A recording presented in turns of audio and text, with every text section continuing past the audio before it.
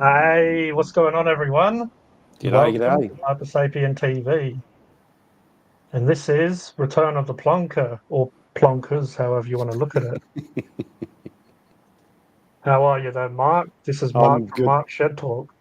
I'm good, thanks, G. I'm doing well. And how about yourself? It's good to see you back.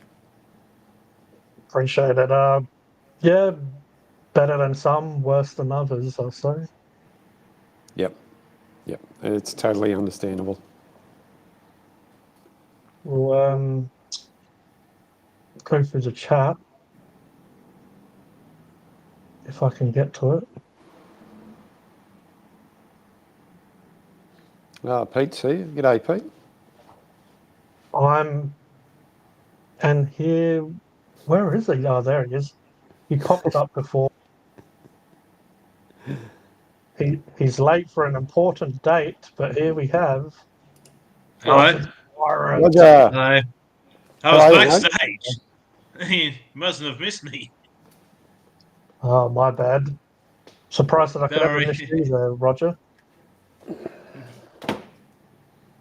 So I'll quickly go through the chat if I can bring it up. Just give me a second.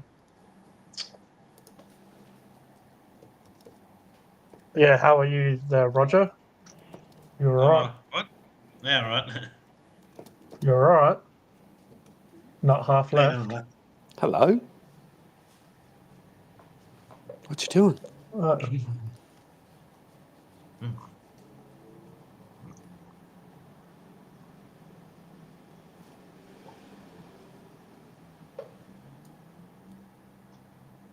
it's only because Restream doesn't show Yeah. all of the chat from before, so I was just Yeah. making sure that I didn't miss anyone.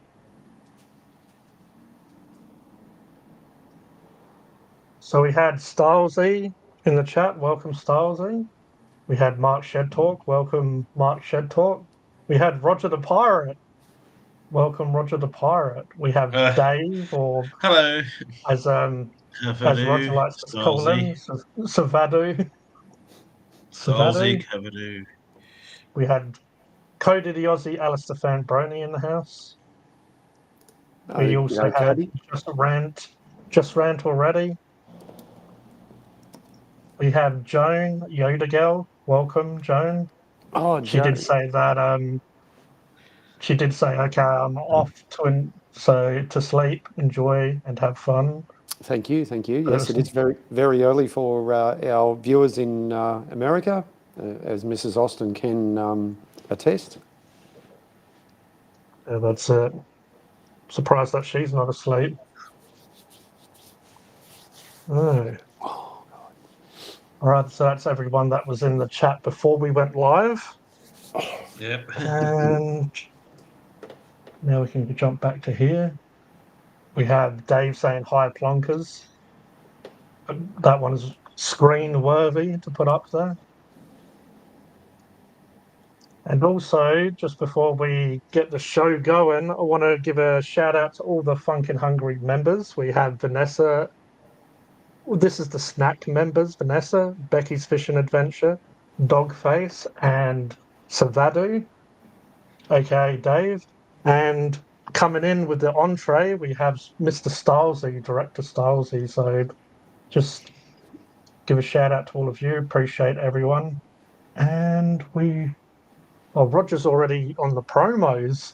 Look at him go. And I I don't know always if am. I always He's am right onto on it. the ball. now I don't know if it's working or not. I will test it out, but we might even have a sneaky little bot with us tonight. Oh, Yeah. See if it's.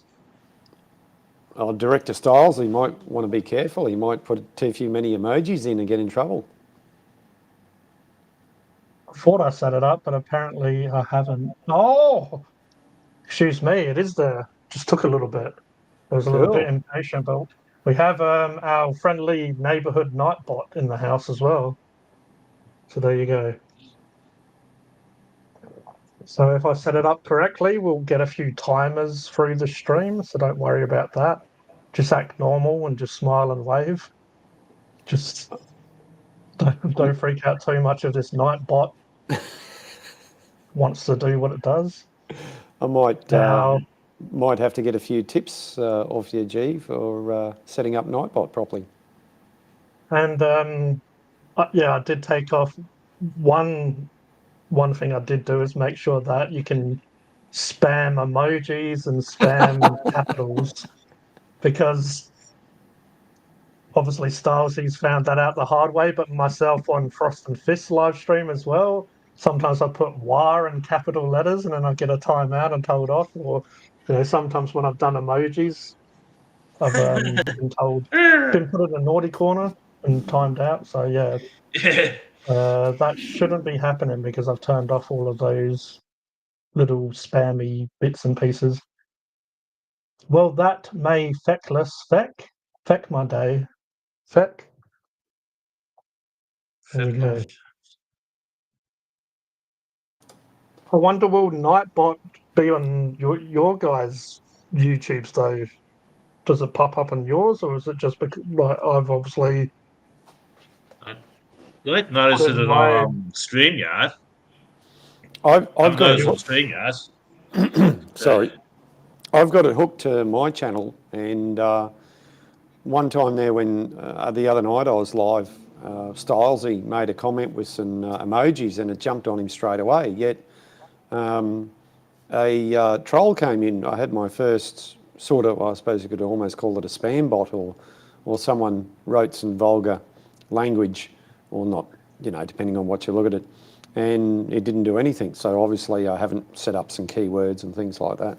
Yeah, you can put in, like you said, you can put in keywords. I've turned off most stuff from the spam protection because, well, you can do blacklist words, phrases, so I guess like, racist words or whatever, excess caps, excess emojis, which is the two that I was mentioning before, and the excess emojis is obviously what Stylesy got caught up with. You can make it so obviously if people share their own links or whatever, you can Nightbot would tell them off, but excess symbols and repetitions.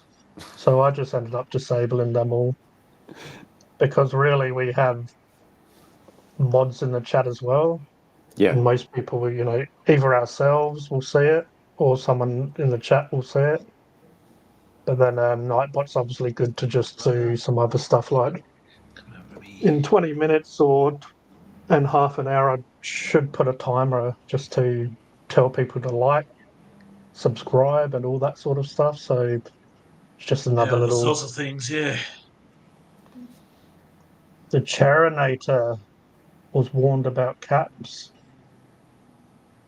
Yeah, Brad's remember asking if that? we The talking Terminator, yeah. about woven fabric. Did we talk about woven fabric yet? I reckon he missed that one, didn't he? That was the first 5 minutes. Sorry, you missed out on that one, Brad. But welcome. And Stylesy's testing out Nightbot. He's, just making sure Yeah. Nightbot disabled. Old Stolzy. There you go. I need a third account to watch the Prawn Star. Mrs. Austin at this. Hi, Brad. Please subscribe to Hop. There's an Nightbot! Oi, just rant. Oh, there you go. Nightbot's doing its job. Way to go. There you go, everyone. Nightbot's behaving. You have to tell it what to do. To be like, do what I want you to do, even though you have to give away moderators' rights to Nightbot, which is a little bit sus. Yeah, right. Like, is Nightbot going to change passwords on me and take over my account? I guess we'll find out. If I start doing live streams and it's banning emojis and you don't see my face, then Nightbot's taken over the show. We have Shed Dog as well. Shed Dog. Cruising Come around. Here. Come here. Funny. Yeah, she's just, come back here so you're in the picture. Come here, there we go. The Look real at that. star of the show's here. Hey, everyone wants to see you. That is an Look, old one. look. Where's the mouse? What? Come on then. Come on. Oh, you want to play, do you? You want to play? Well, everyone's watching. Hey? Everyone's watching. Come on. Everyone's watching. You're leaving your hair all over the place. I just swept this place this afternoon. What are you going to do next? Come on. What? You going to go around? Come on. Follow. Come on. Trying to stop you, grabbing you. Stop moving.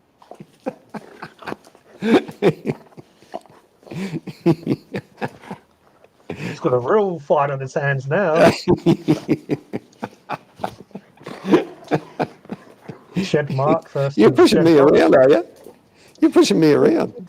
He's going to push you outside and close the door and take over. Oh, if I get down to her level, she'll lick me to death, won't you? Hey. Anyway, here we go. Bit of entertainment. Yeah, that's it. Yeah. So that's your doggy, eh? That's the doggy. That's the dog. So yeah, there's someone brought up one of the topics I was going to mention on the stream.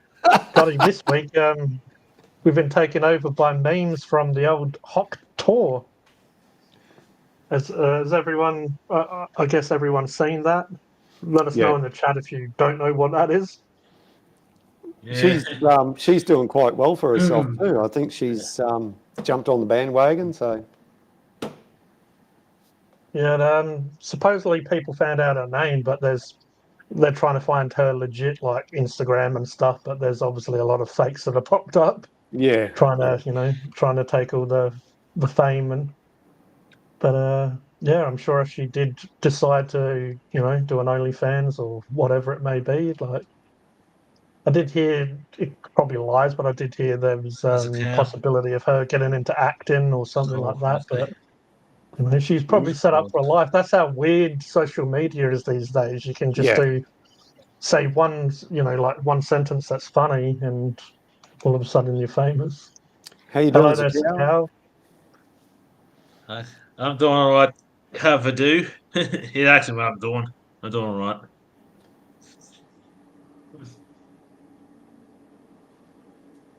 I had to ask what it was because I didn't see it. Now I can't not see memes since. Yeah.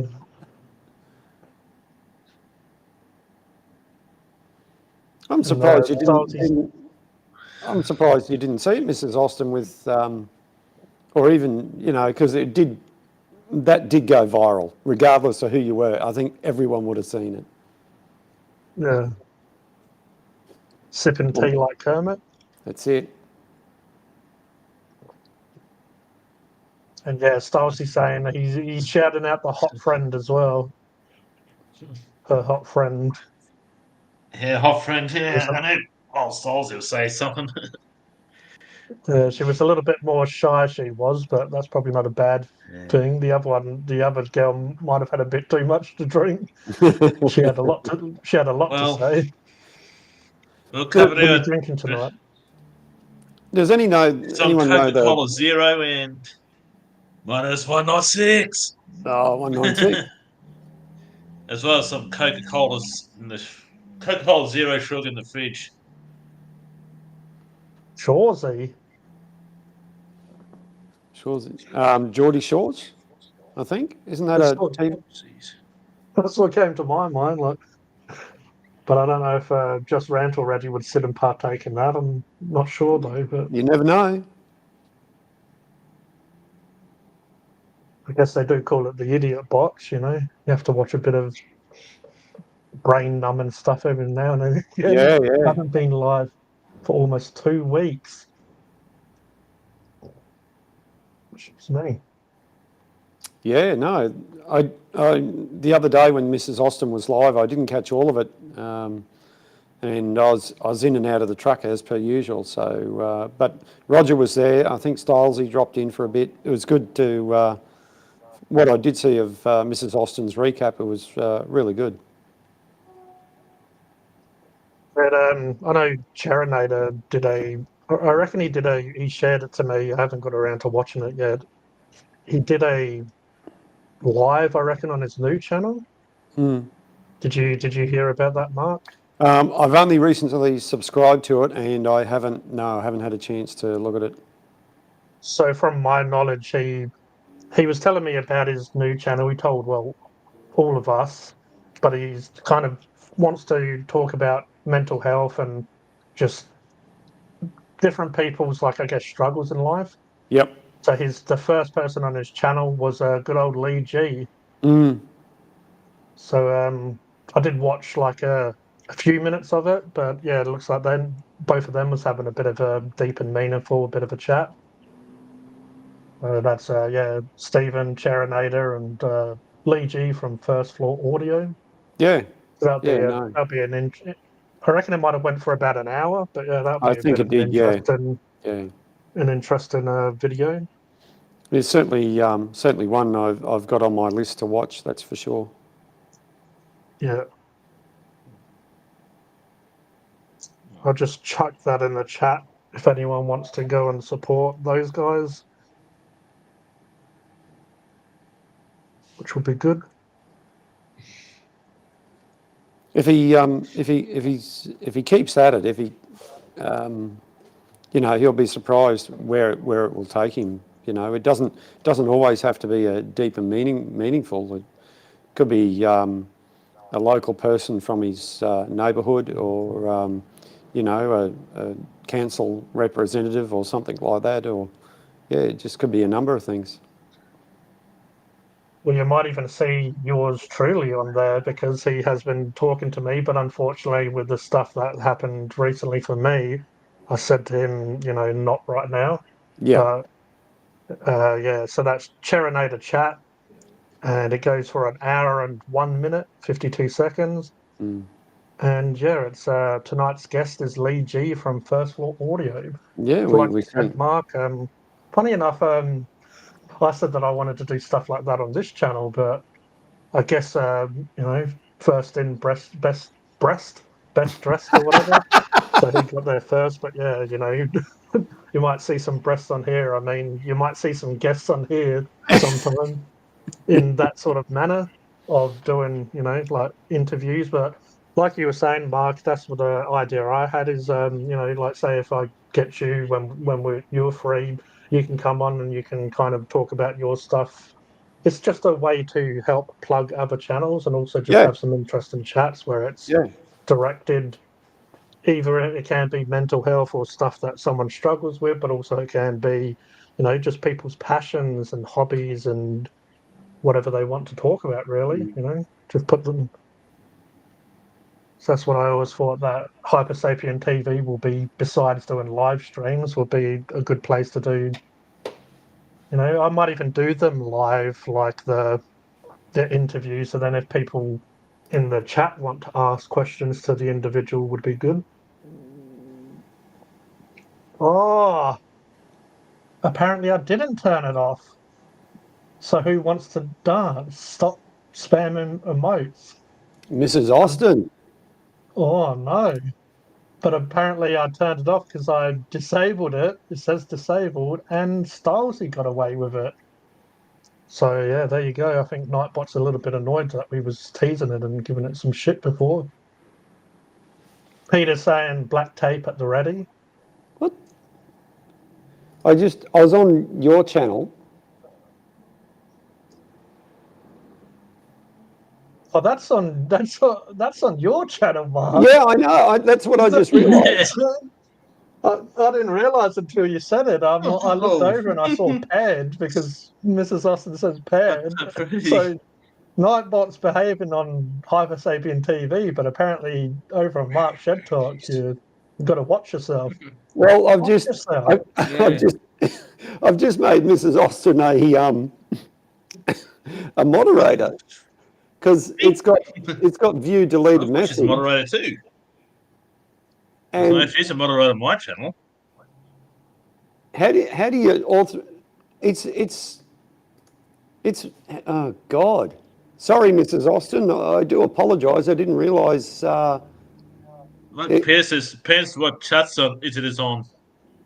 Yeah, I didn't realize Mrs. Austin was. I can see in Restream that it says paired when it's on a different channel, and I didn't But there's, notice that until Mark said, "Oh, so mm, Nightbot is holding the emoji, the laughing or crying emojis for no reason. How can I? oh, good old Dave's testing it out on Hypersapien TV. He's well and truly testing it." Yeah, If you do want to do that tonight, Mark, if you fire up Nightbot yeah. and you know you on the left hand side you've got all the keywords All right, hang on. to go to. Do you mind if we do this just quickly now? What just? Yeah, no, go for it. Go for it. Oh, cool. What? Just go People to can what is people it? can learn as we're watching. Yeah, so Night. fire up Nightbot and then obviously It. log in with your Google account that's attached to your YouTube.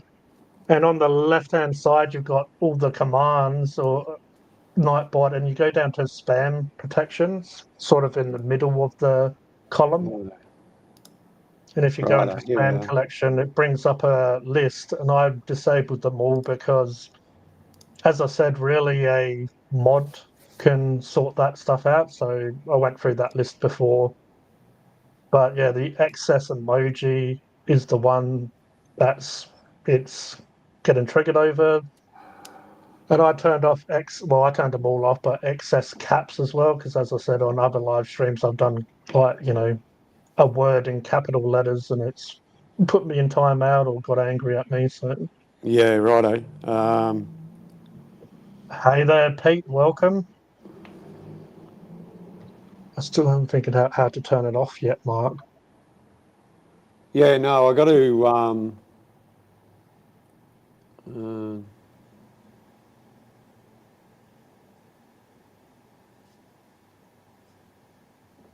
Well, apparently Pete has never been hit by a nightbot and he swears a lot. yeah. Just hang on a second. Sorry to. Dave's like spam, spam, spam, spam, spam, spam.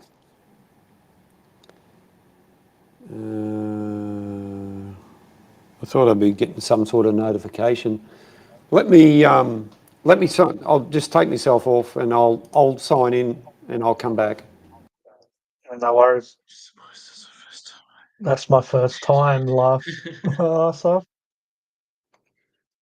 And Yes. yeah, I did notice what you said before, Cody. So he said Crows are up 33 points against GWS at half time, so he's happy right now. Yeah, there's Adelaide Crows versus Great Western Sydney in an AFL football Uh, game, and that's why Crows are 33 that's points in the lead.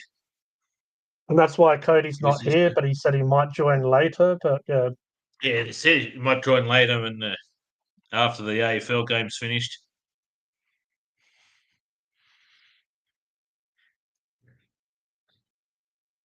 excess caps. I never. I do swear a lot. G is right.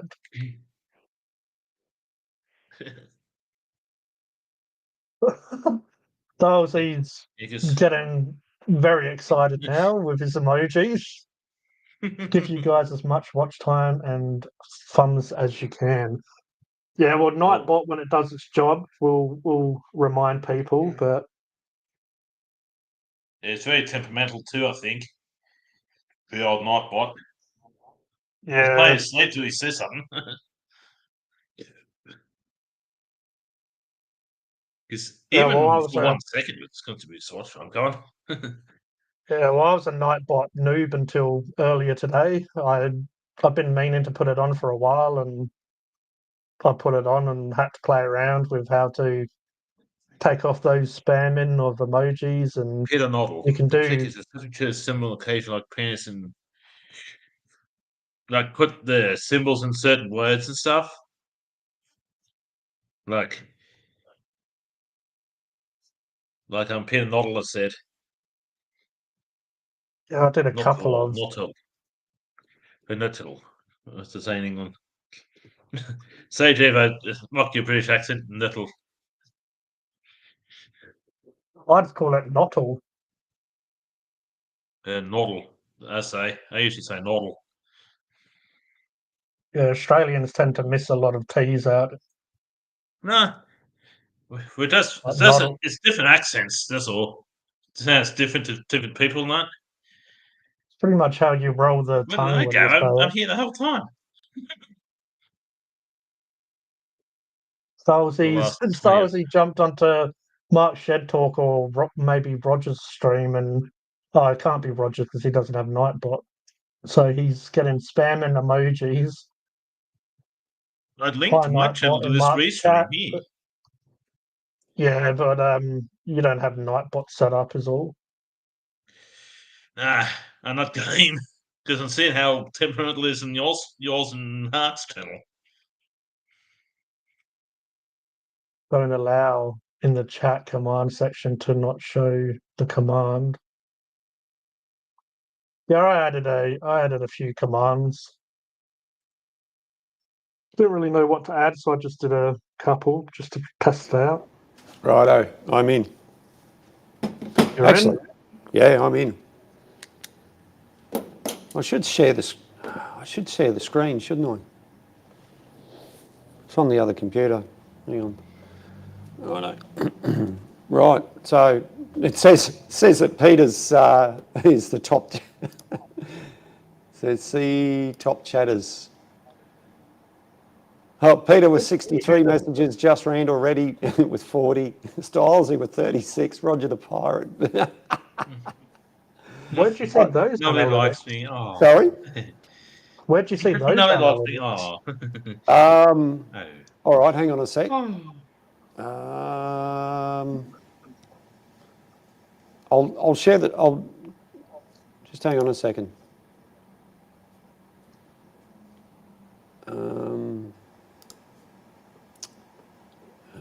Let's go here. Let's just see if it's going to do it. Hang on. You're right. Sorry, I'm disrupting everything. No, that's all right. One day we'll get this all, not like working. And I don't know if we will actually. I think our stream would be weird if we had it all, working. Organised properly. Hmm. Oh, come on. Right. Jeez, that's slow. I decided to say something random.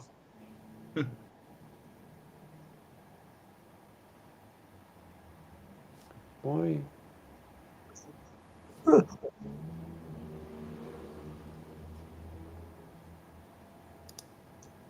Yeah, as I said, I only just kind of I've meant to have Nightbot on for a while, and I'm like, maybe I should get around to doing that.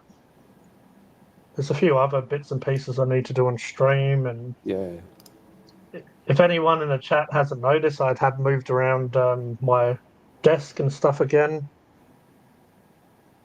It's probably not going to be like this forever, but for now, it's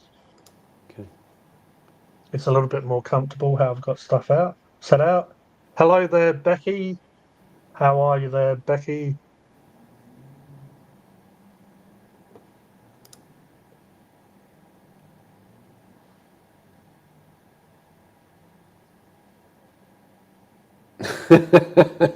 You're right, Peter. The awkward silence is the cornerstone of every live stream. Oh, Roger's gone. Oh, Roger's got his setup a bit different than when he did it by himself.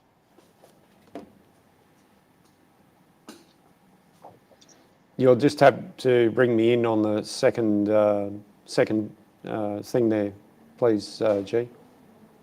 Yep, we've also got Pete as well here. So we'll go. How are you, Pete? Mate, I'm good. Thank you for having me here. Oh, you're welcome, man. It's very nice to finally chat with you and Mark. Yeah, it's been a while. I just said it's nice to chat to us. Oh, right, okay. Mark's playing around with 2 of his devices. We'll put them down here. We'll have Pete up here with us. It's a Everyone's bit weird with you everyone's going both to go, on different. what the hell is going on? Sorry, boys. I'm a bit nervous. So, like, my camera's not going to show me. Yeah, No, too that's easy. fine. You're all good, man. Right, Thank so you. this is what I'm showing on my screen. Right, so Oh, if you click on that, it brings up this other screen and gives you wow.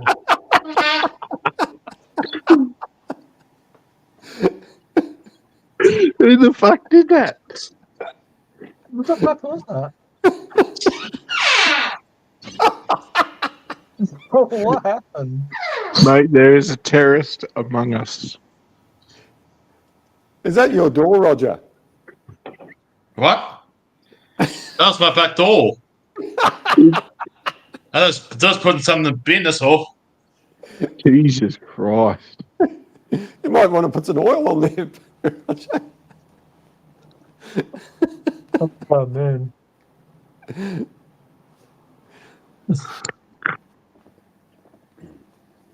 So what was dashboard and then you go up the top, did you say? So So dashboard, and you just go over to the right, and that'll give you your top chatters. You can click on that. So if you click on that, it gives you the top people in your stream who've put the most messages in. So, I mean, for some people that might be useless information, but you know. oh, that's pretty good, yeah, that's pretty cool. Yeah. I was wondering where you was getting that from. You've said it before. Yeah, just rant already. 28 messages sent. Then we have Yeah. Stalsy coming in with the 24 Yeah. and Dave with the 18 and then everyone else. Yeah. So yeah, it's good to know. Cheers. Yeah. Oh, that's right. I didn't know, and then because is it a little bit different on yours? Is it? Oh, I have different people because of, is that what you mean? I've got different top chatters than you. Yeah. So, and it shows the recent time out, and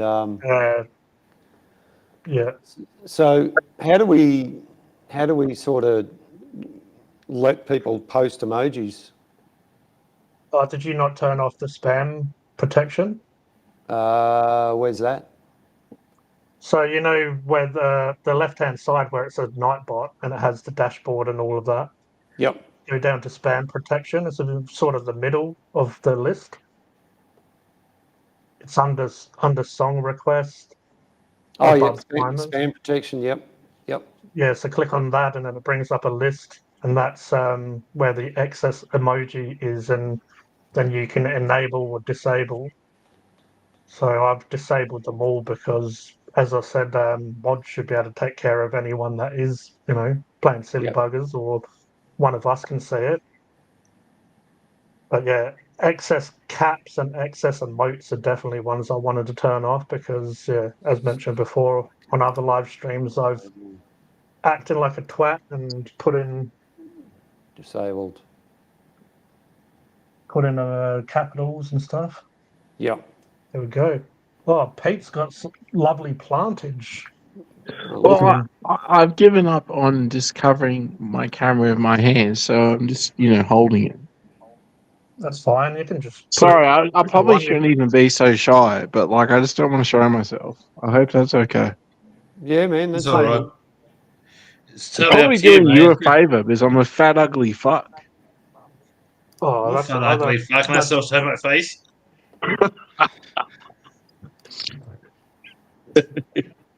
Oh, if you got a desk or whatever, just put your phone down. If Oh, keep it near me. It's all good. I appreciate you guys. It's all good.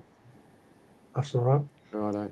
So, all right. That looks like I've. Oh, okay. Stop sharing. All right. So you don't have to. You don't have to save it or anything like that. Nah, Okay. All right, if someone wants to test out emojis in Mark's chat and see if it's disabled. But have you That would- noticed as well, Mark, that the chat icon is covered by the need help in Restream now? I might show No, you my balcony. no, I So didn't notice that. they added a new feature called Notes to the list on the right hand side where it's got all the people live. But yeah, Oh, sorry. the chat, On Restream. Restream. So you know where the music is in Yep, Restream, and yep. now they've added Notes to it. Yes, But yes. they push down the chat icon, but it's covered by the need help. You can press it, but it's quite fiddly. So Mrs. Austin is sharing lots of love hearts. So I reckon that's good to go. Nightbot's behaving now. Okay, man, that does have to do something. That's all. Starsy went over just to test it out and get his revenge on Nightbot. Go your hardest, Stylesy. Oh, Look at happy that. birthday on Monday for good old Becky. I'll probably speak to him before then, but if we don't, happy birthday. Oh, wow. Where Got a are bit you, of Pete? action from Pete. Pardon? Whereabouts are you? Oh, dude, I'm just in Canberra. That's just from my apartment. It's nothing special. Oh, mate, it looks good. Oh, yeah, it's just a couple of buildings. It's interesting. Right across from my apartment is a petrol station, and every now and then a bunch of crackheads like to reconvene around that area, and they yell at each other, and they make it really hard for me to sleep throughout the night. Oh, no. I remember when So, I went to good old Queensland on holiday once, and they was doing outside the hotel. They was doing construction work, and just as you're trying to sleep, you just hear all these power tools going off. oh mate, it's an experience. Yeah, living in a city is nice, but it's not nice at the same time. People were saying it's a nice view, and Dave's saying land of the roundabouts, Canberra. I've got something to actually show Mark. There was about 2 or 3 weeks back. I was having a shitty sleep for quite a bit. Yep. I was up around 3, 4 a.m. just taking pictures with my camera because I was fucking bored. I had nothing else to do. Mm. And I swear to you, like one of the fucking photos I took, I looked back on it and there was something weird in it. Like every other picture was just nothing. But then there's one photo, there's this weird looking thing in it. Do you want to share the photo, or I'm gonna have to find a way to share it. It's on my digital camera, but it's literally what makes me think it's weird is because if I zoom in on it, it's got features, and it's just weird. if you do want to share it sometime, you can obviously share it in Discord whenever you're ready, or if you want to. Oh And we'll yeah, look at it and we can talk about 100% it I on the will. live stream if you want. 100% I Roger's will. If It's that's easier for you to do, Pete, on Discord, yeah, that'd be the way to go. Thank you. I will. It's this weird looking thing, man. It's cigar shaped, and it's just got these. It's just weird. I don't know how to describe it, but anyway, I'll put pictures of it in the UFO chat for sure. Yeah, if I'm sure if you've seen it, somebody else has. That's for sure. So it was in the sky, was it, Pete? Oh yeah, 100%. It was like I was taking pictures. I was like, do, just taking pictures. And when I looked back on them, there was something there that wasn't there in any of the others. Yep.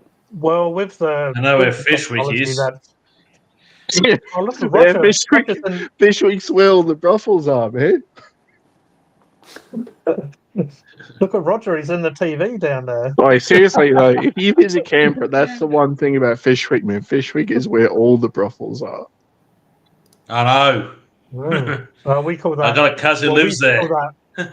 used to call that Hindley Street in South Australia Canberra, or this. Adelaide.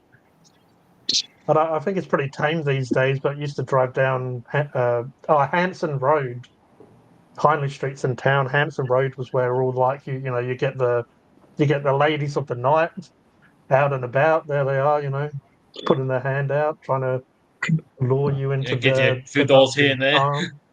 Yeah, Wait, random trying to make a living. random question: is prostitution illegal? Like No. in most areas? Well, It's legal. sex work in an establishment is legal, but I think it depends on what state as well. There's obviously different laws in each state, but yeah, you can't just do prostitution in the street and stuff. Yeah. Yeah, the laws in Australia are a bit weird. I mean, in fucking Queensland's a bit more relaxed. I mean, have you ever heard of soft gel guns? Yeah. Yeah, they got banned. I know. Not in Queensland, they're a thing. It's fine. You can bloody get right into it in Queensland.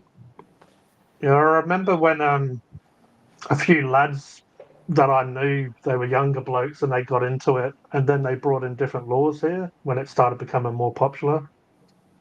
I'm pretty sure you can't do it in South Australia now. I don't know the exact law, but yeah, I know it No. changed. I think everywhere but Queensland, it's illegal. Yeah, It's funny, right. really. Queensland's the nanny state with a lot of things. We don't have any legal nude beaches here, where the other states do. It's a bit. I want a legal nude beach. I want to see some bush. It's America if you want to sing Bush. Go fuck that. Hey Peter, if you got some free time on your hand, go have a look at the Black Tape project on YouTube. Black Tate? No, Black Tape. Black Tape. Yeah, Can you Black shoot me? Tape. Come on, shoot me into in Discord. I'll have a look for sure. All right. Yeah, it's not hard to find.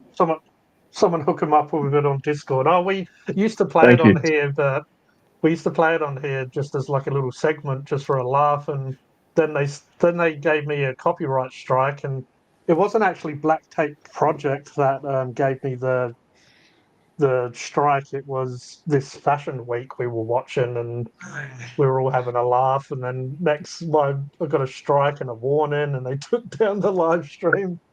I reckon it was because Cody was getting a bit too excited, I reckon. Oh yeah. It's basically women. It's women, but they put like actual black tape, but they kind of make like bikinis out of them and wrap it around the woman. But it actually is done quite well, not just like it's Dave in his shed just wrapping Done with black class. tape around him. Yeah, like it actually looks quite good.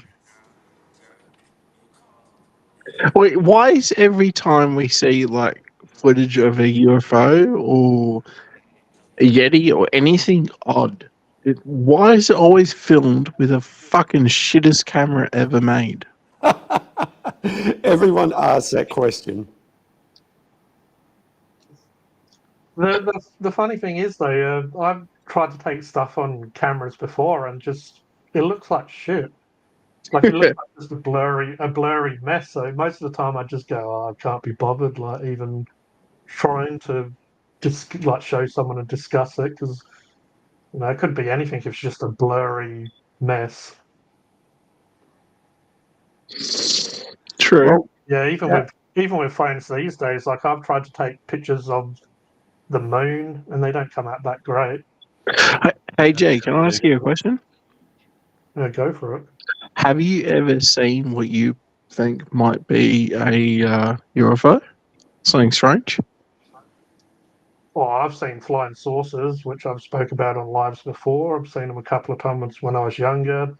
I saw one huge vehicle, I guess you could call it. I guess it was a UFO because it was unidentified. It was flying object, but it was it was unidentified, but it was definitely identifiable, if you know what I'm saying. Like I could see it and could quite obviously work out what it is. That was in Adelaide Hills about, I don't know, probably mid to late my mid 20s, which was about 10 years ago. What was the one time you've seen something you think, holy shit, this is not right? Yeah. Like Well, the that? flying saucers were interesting. They kind of acted like the actual vehicle itself had consciousness, the way it was interacting. But the one that I saw in Adelaide Hills, 'cause the other ones were in England. The one I saw in Adelaide Hills was just crazy. It was like something out of Star Wars or Star Trek or whatever. It was Jesus. pretty low in orbit though. As in, it was if you tried, you could probably, if you had a good arm on you, you could probably throw like a rock or something at it. You'd probably have to have quite a good arm though. But yeah, it was It quite. was that close. It was well, there was like a double, triple story house out where we were, and it wasn't that much higher than that. But yeah, Oh, cow. I mean, I can quickly go over the story. I've said it a few times. We went out there, we parked, and we may have partaken in a little bit of smokage, which Yeah, it's all good. some people might think discredits the story, but no, it was very real. I was with one bloke who I was in the front passenger seat. There was a bloke driving. Probably shouldn't say this on a live stream, but anyway, there was a Oh, bloke good. in the back seat, and we saw like this. Well, like basically, because I've been interested in the topic for ages. I've seen stuff when I was younger. I was loved my X Files, so the truth is out there. In the distance, saw this like glowing orb or light just cruising around. So I did what me pretending to be Mulder, like Fox Mulder or whatever. I wound down the window because I'm like, you need to try to get rid of any explanation you can. So wound down the window. If it's a plane or a helicopter, you'll hear noise normally quite easily. Wound it You normally down. There do, was yeah. no noise. There was no noise, so we sat and watched it for a while, and it was getting kind of closer and all that stuff. So ended up saying to the driver to flick his lights on and off. So he did that, and then it looked like the vehicle like hid behind the trees. So it kind of looked like it was trying to camouflage itself. And then when it done that, it was getting a little bit lower and coming towards us more. And we were, talking about other stuff and going back and forth a bit, like you do. I was pretty damn interested though, and yeah, I was getting ready to step out of the vehicle and like walk towards it so I could like physically see what this light was because it was nighttime, dark. You can't really see much. You can only see obviously the light really. But then the guy in the back seat, funny enough, he's the guy that has came on live streams a few times to cause issues recently. He was one of the people with me, funny enough. Maybe he did get abducted and they did something to him.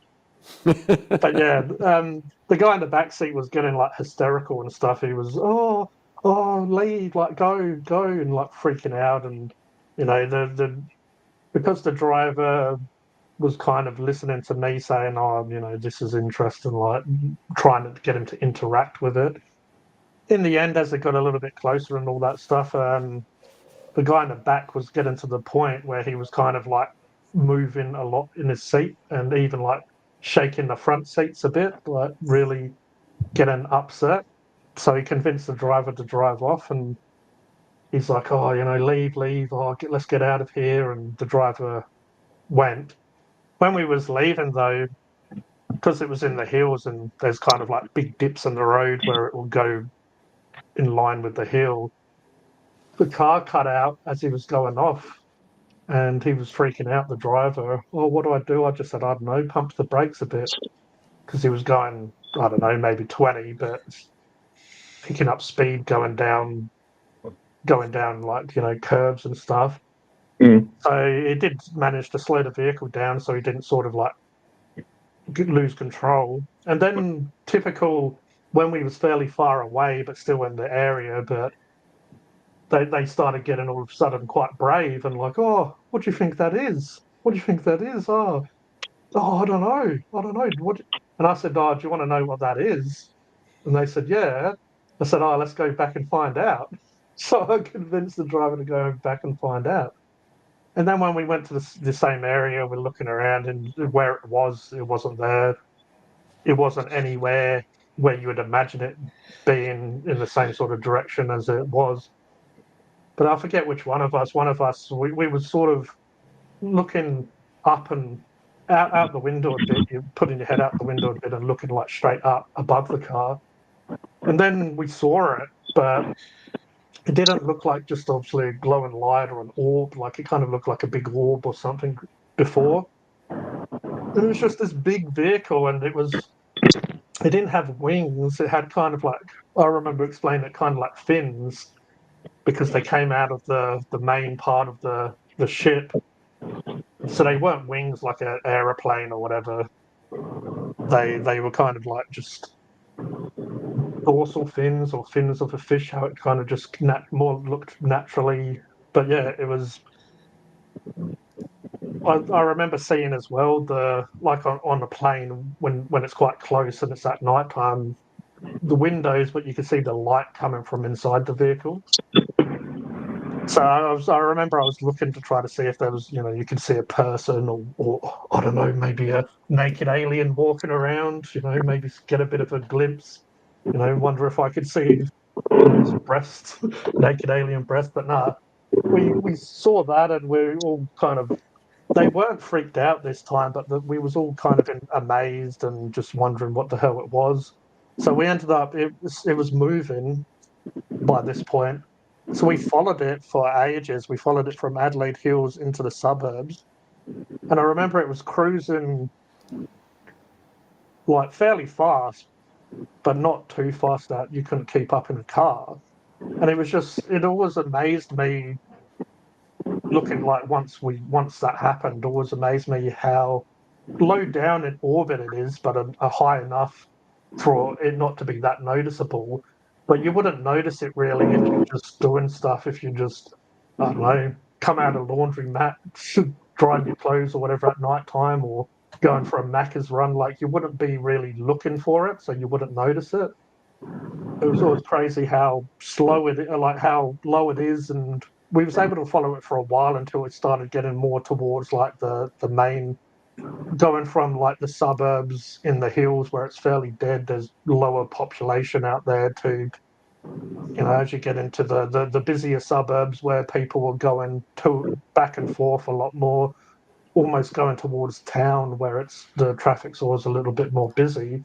We ended up just like not being able to really keep up with it, and it was just cruising at a pretty steady pace. So the triple-breasted whore, Peter Nottle says. But yeah, then after that, we went to have a celebratory smoke after seeing such a situation. You have to go and discuss it after, of course, over a bit of a cannabis. But we went and had a chat about it. And I remember they were coming up, my friends or whatever at the time. I don't like them now, but that's a different story. We was having a chat, and they was coming up with all these really. What the hell's Pete got? A piece of toast? No, I'm trying to entice the fucking birds because I actually, where I live, there's a shitload of cockatoos that will rock up and be like right in front of me. I'm trying to make it happen right now. I don't know if it will happen. I'm trying to entice the bastards. I don't know where the fuck they are, but they're assholes. They come here and fight. All right, can I show you something a bit grisly? Yeah, as long as it's not like You see that? naked or something. Yeah. I wake up to find that they've been fucking fighting or something. Look at that blood. It's disgusting. It's on my balcony. It's disgraceful. All these stupid birds just need a piece of bread, all right? I'll just give them the bread. Oh, sorry, someone has a small dick down there and he's fucking rev their car. Anyway, I've got the bread.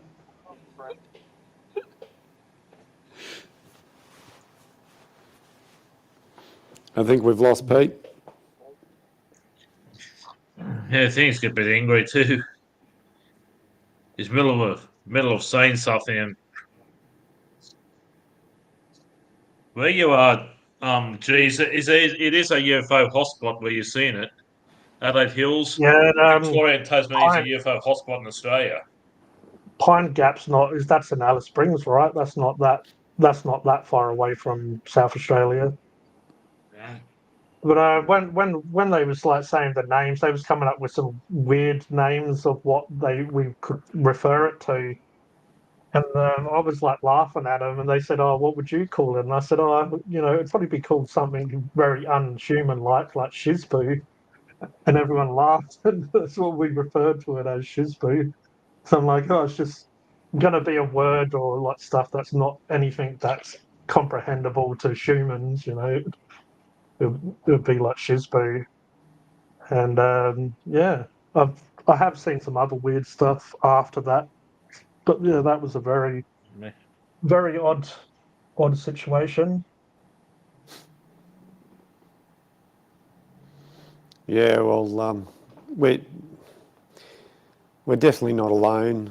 We can't be. It's a mathematical improbability that we're not alone, considering, only 200 years ago, everybody thought that the sun revolved around us. We were the centre of the universe, and there's some people You who. mean I'm not?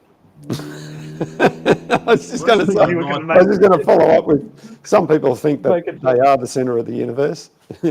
Wasn't until the 1980s we started discovering other planets outside our solar system.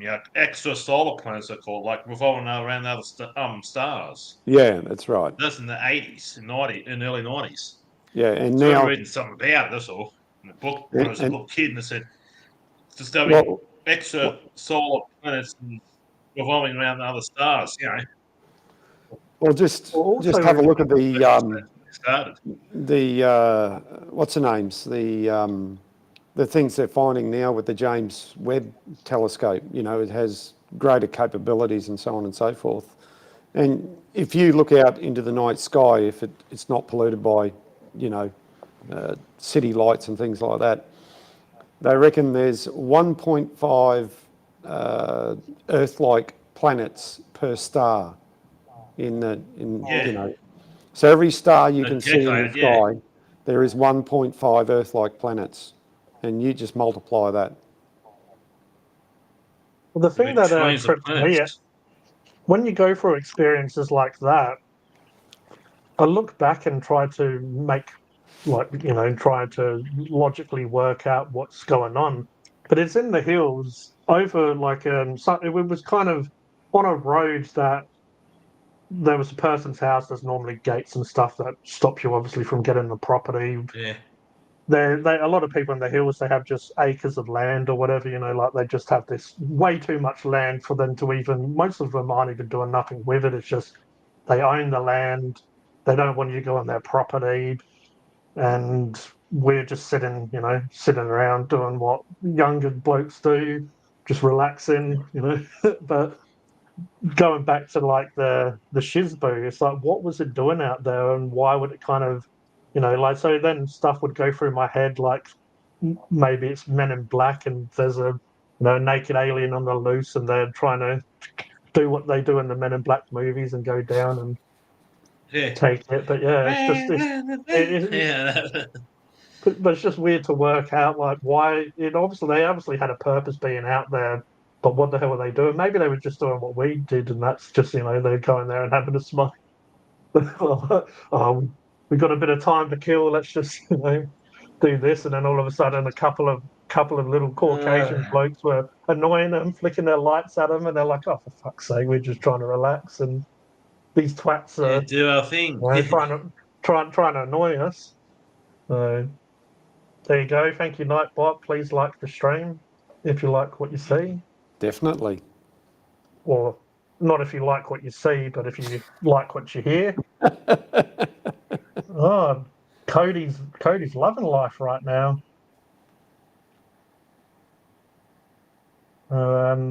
I drew a picture of the Earth in primary school on a piece of paper, therefore it's flat. I can't argue with that logic.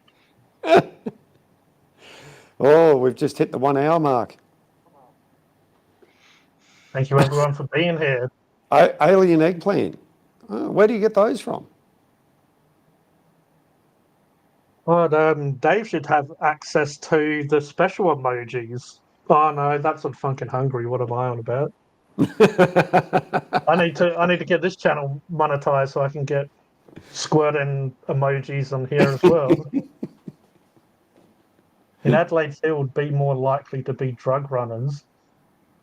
Was that how they get rid of the drugs now?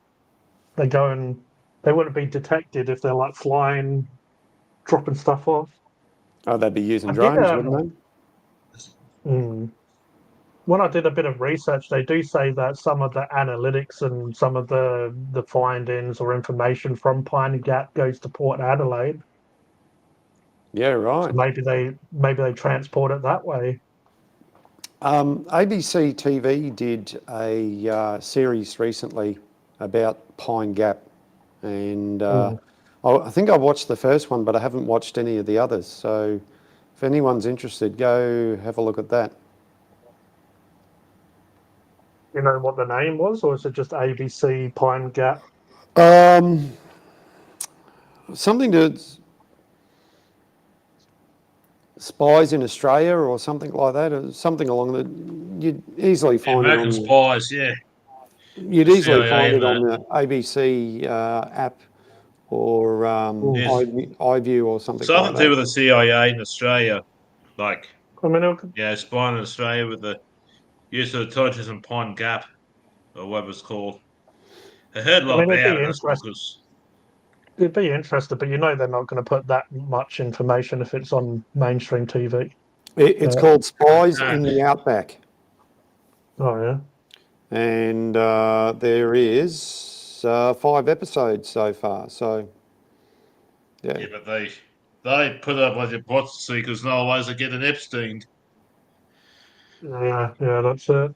But if You guys anyone's know, interested, you guys have it. each episode it's 30 minutes, and it's well worth a watch.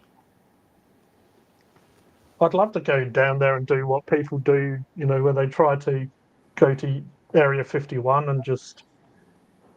Obviously, you're most likely not going to see or witness anything, but it could be just fun to do the trip Remember and the just so-called let's raid Area 51 about 5-6 years back? Yeah. Let's yeah, raid yeah. Area 51. We might find stuff there.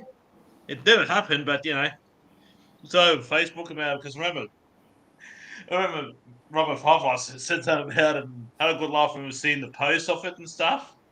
We just sit there Yeah, I and smoked remember. it and laughed at it and stuff. Have you guys looked into Pine Gap and have heard any weird stories from people about it?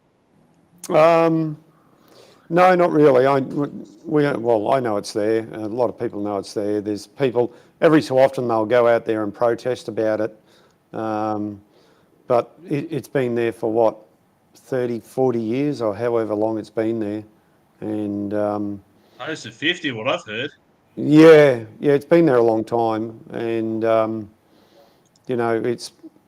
it's part of the network that the Americans use to keep an eye on, their friendly neighbours, so to speak, or unfriendly neighbours. There's no doubt. Yeah, I remember I've seen or listened to different. Anyone knows everyone knows it's there. Let us know in the chat if you don't know it's there. Let us know if you didn't know it's there. But I remember there was one story where like the actual landscape itself can open either portals or open up like to get inside the place.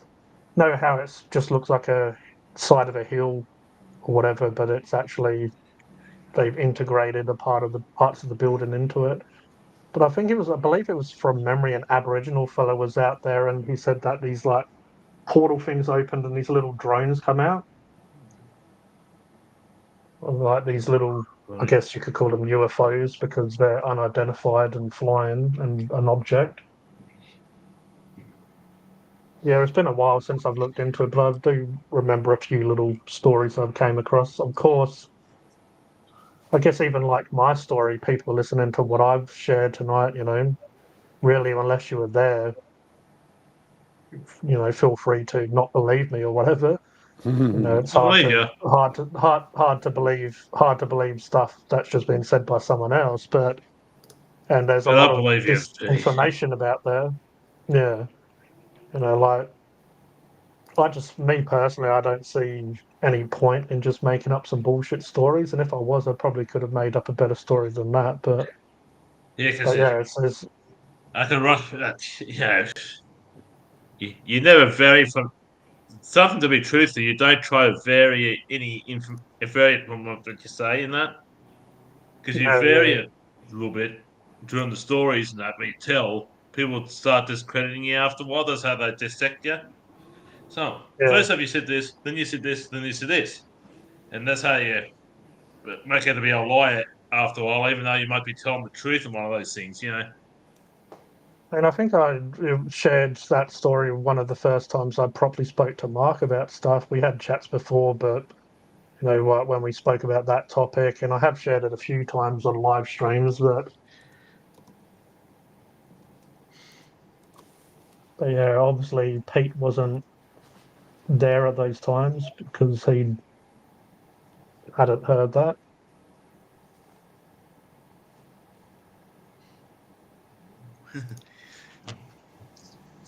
Yeah, the movie Paul with Simon Pegg, Nick Frost, and it has Seth Rogen as the grey alien Paul. That's quite a good movie, but like I was saying before, it'd be cool just to go down and take the trip to Pine Gap and just So, maybe where even am I? maybe even camp out and have a look around.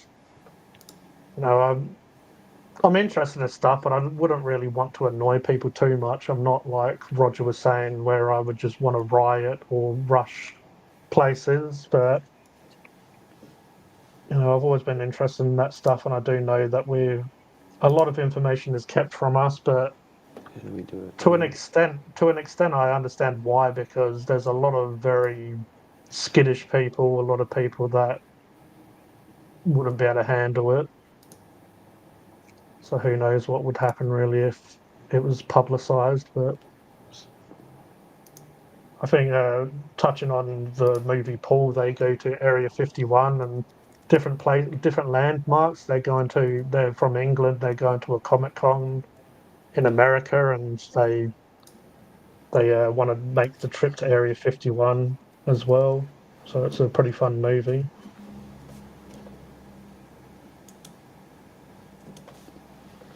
Peter Yeah, shared the show Spies in the Outback. yep. I'll have to chuck that on my phone or whatever, because definitely wouldn't mind seeing it. As I said, I'm sure it's dumbed down or washed out a little bit because it's on mainstream TV, but it's always. I mean, I guess I can't really talk if I haven't seen the show, but I've watched the first, like I said, I've watched the first episode, and it's done by one of the local reporters there in around the town, and it gives a bit of a history and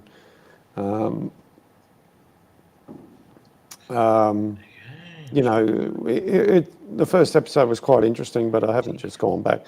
I should sit down and watch the rest of it because you always find out something that you didn't know. yeah, it's like that other one that you told me about. It's like a lot of the stories or a lot of the episodes or whatever I've looked into, but you always hear it from a different point of view or a little bit of a different twist or whatever. Welcome back, Pete. Thank you. Sorry about that before. It's all good, mate. Oh, no worries, man. We was talking about Pine Gap for a bit because we was just saying that South Australia is fairly close to it. Oh man, I missed out on the interesting shit. Yeah, and there's a ABC series we're talking about Pine Gap, Spies in the Outback. It's a series that Mark said he's seen the first episode, and I wrote it down, and they shared the link as well. I'll share the link in my chat if you want to. But yeah, it's Man, on ABC. You can get it from the ABC website, Spies in the Outback. there's so many fucking theories on like what's going on. I mean, like, are aliens something we haven't discovered yet, or are they already living among us? Yeah, they are. I believe they are among us, and there's quite a few people that subscribe to that theory as well. If you, we've definitely been visited. That's for sure. There's overwhelming evidence that we've been visited. Now, one of the researchers out of America, he's passed away now, but Stanton Friedman, you can see some of his lectures on YouTube. He was a physicist by trade, really good gentleman to listen to when he gave a talk or a presentation. And he used to have a saying where something along the lines of not all UFOs are alien and not all aliens are UFOs or something like that.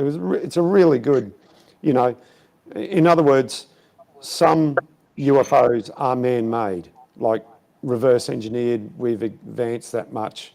And there are also genuine UFOs or unidentified flying objects. But now, of course, they've changed the acronym to UAP, unidentified. It used to be unidentified aerial phenomena. Now it's unidentified anomalous phenomena. I just said it before. You're right. Or UAP. And when you start diving into it, you realise that there's a lot of things that are connected. There's sort of often one thing will go hand in hand with the other thing. Like some people will see UFOs and Bigfoot encounters at the same time, that sort of thing. Funny enough, I haven't got into my cryptids for quite some time, really. Yeah, most of this year, really. But last year and the previous year, I really got into it. And yeah, again, like I was saying before, people who listen to my stories, they can just think, oh, it's a load of bullshit or whatever. The same as if I listen to someone else's story, I could. This, but yeah, there's a lot of cryptid stories that I've got into. I've mentioned to Mark before, and that's how we spoke about Spaced Out Radio, because someone that I listen to, Swamp Dweller, who does horror narration, but he also does like real life horror or real life situations that people get into themselves that aren't cryptid related. But I really like his cryptid stuff where it's, the way he presents it, what episode is going to be a cryptid one. He will put it in the title or thumbnail, or he'll let you know what's what. But yeah, he there's a lot of, they call it creepy pasta, is the like horror narration or narrating stories that have like a bit of adrenaline added to it, a bit of suspense and stuff. But yeah, the cryptid stuff I really got into and enjoyed. And Dogman, that is one that fascinated me. Dogman is basically a lichen or a werewolf or whatever you want to call it. But if you go delve into that cryptid, just like Mark was saying about Bigfoot, Yeti, Yowie in Australia, and again, when it comes to Dogman and other ones, they obviously have different names depending on what your origin of country or whatever is, or your race or whatever your upbringing is. But the Native Americans very much believe a lot of this. Skinwalkers is I very much got into and enjoyed the narration for.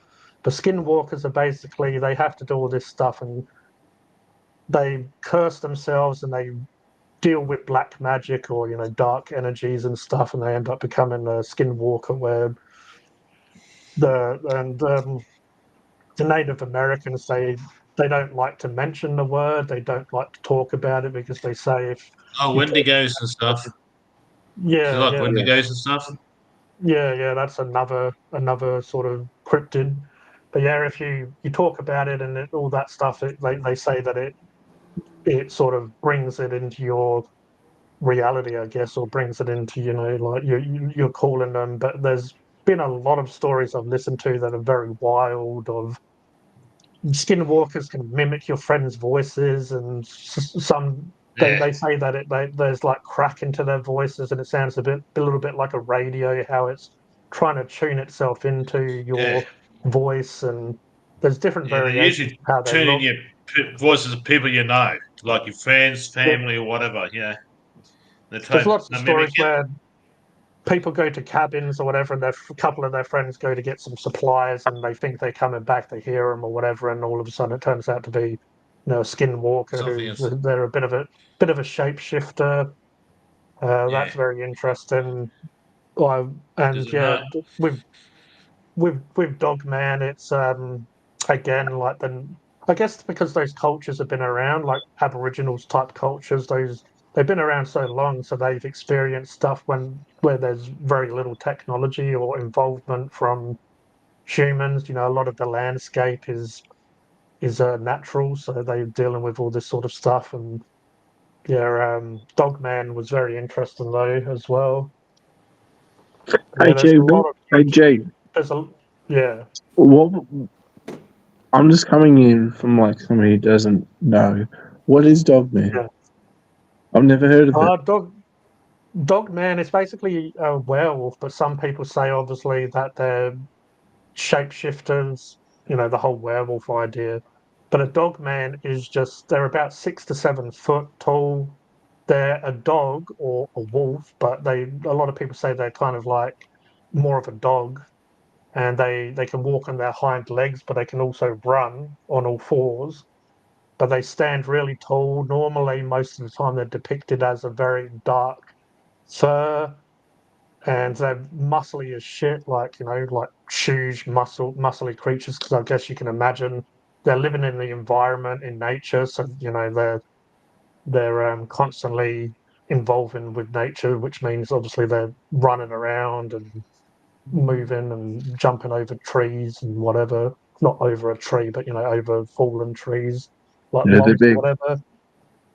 But if you get into this any of the creepy pasta narration, like there's a lot of stories where people have spoke about them, and yeah, they're really interesting. Sometimes people might just see them interacting with whatever they're doing, and they kind of leave them be. But some stories, people claim that they attack them or whatever. So All right. cheers, Dave. Take care, man. But yeah, the dog man. So it's basically, I guess, how it sounds, a dog man. But they're normally depicted as 6, 7 foot, like normally taller than most average humans, and muscly, and got a long snout with rows of teeth and stuff. And most Yeah. people shit themselves when they see it. And obviously, when it comes to most cryptids, because we're told this stuff is coming from movies and fairy tales or folklore, people are just instantly tuned out of that stuff. If you see something like that, they'll expect it to be, like they're not walking around expecting it. So when you are to interact with any of these cryptids, obviously people shit themselves. I'm not saying I wouldn't, but there are some people that are interested in that stuff, so you're slightly more tuned into. If you were to see stuff like that, you might not react so unrationally or whatever, irrationally. Is but but yeah, I can't really say I've there's been folklore or stories that family have told me. Like I remember my mum when I was younger, she said that in Ireland there used to be this, they called it like a banshee, and it was Oh, Banshee, yeah, I normally remember that. normally at night time, a certain time of night, you go down to like a river, and this woman's seen crying on the edge of the river, and the story You usually supposedly is that means so there's a death in that, yeah. yeah, The the close story family is friend and supposedly that whatever. like their child drowned or whatever, so they go and warn that child at at a certain time, place, or whatever, and all that stuff. So like there's many sort of stories like that I've been told when I was younger. So I guess that piqued my interest, and the fact that a lot of stuff out of Hollywood really is like people aren't that original really to come out with most of this stuff. So a lot of the horror creatures and the stuff from a horror film is based on truth, even when it comes down to exorcisms or whatever, like that sort of stuff. Obviously a lot of them are based on true story, but you can just tell it's all hyped up and all exaggerated just for the scare factors. It's like Conjuring was based on a true story, and I've looked into that, but like for an example is when the woman gets possessed, she like the demon or the creature starts vomiting all this black stuff.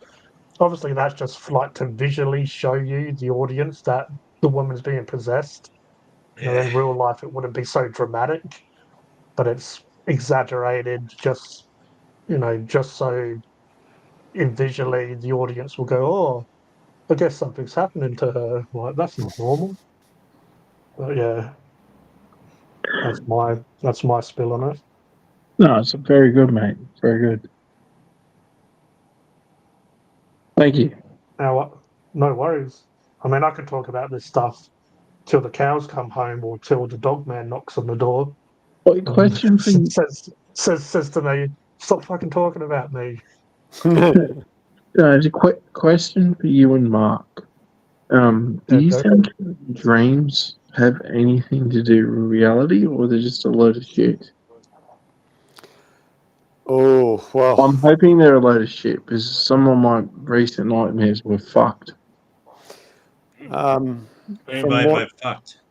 from what I understand, and I've had some crazy dreams, not real nightmares. They can seem real, or they do seem so real because of it's to do with the state of sleep you're in. REM, That REM state. REM state, yeah. Yeah, Rem said, yeah. I have heard this talked about, and there's people, once again, YouTube's a great thing because if you type in sort of any subject, you'll come up with some Something, yeah. fantastic.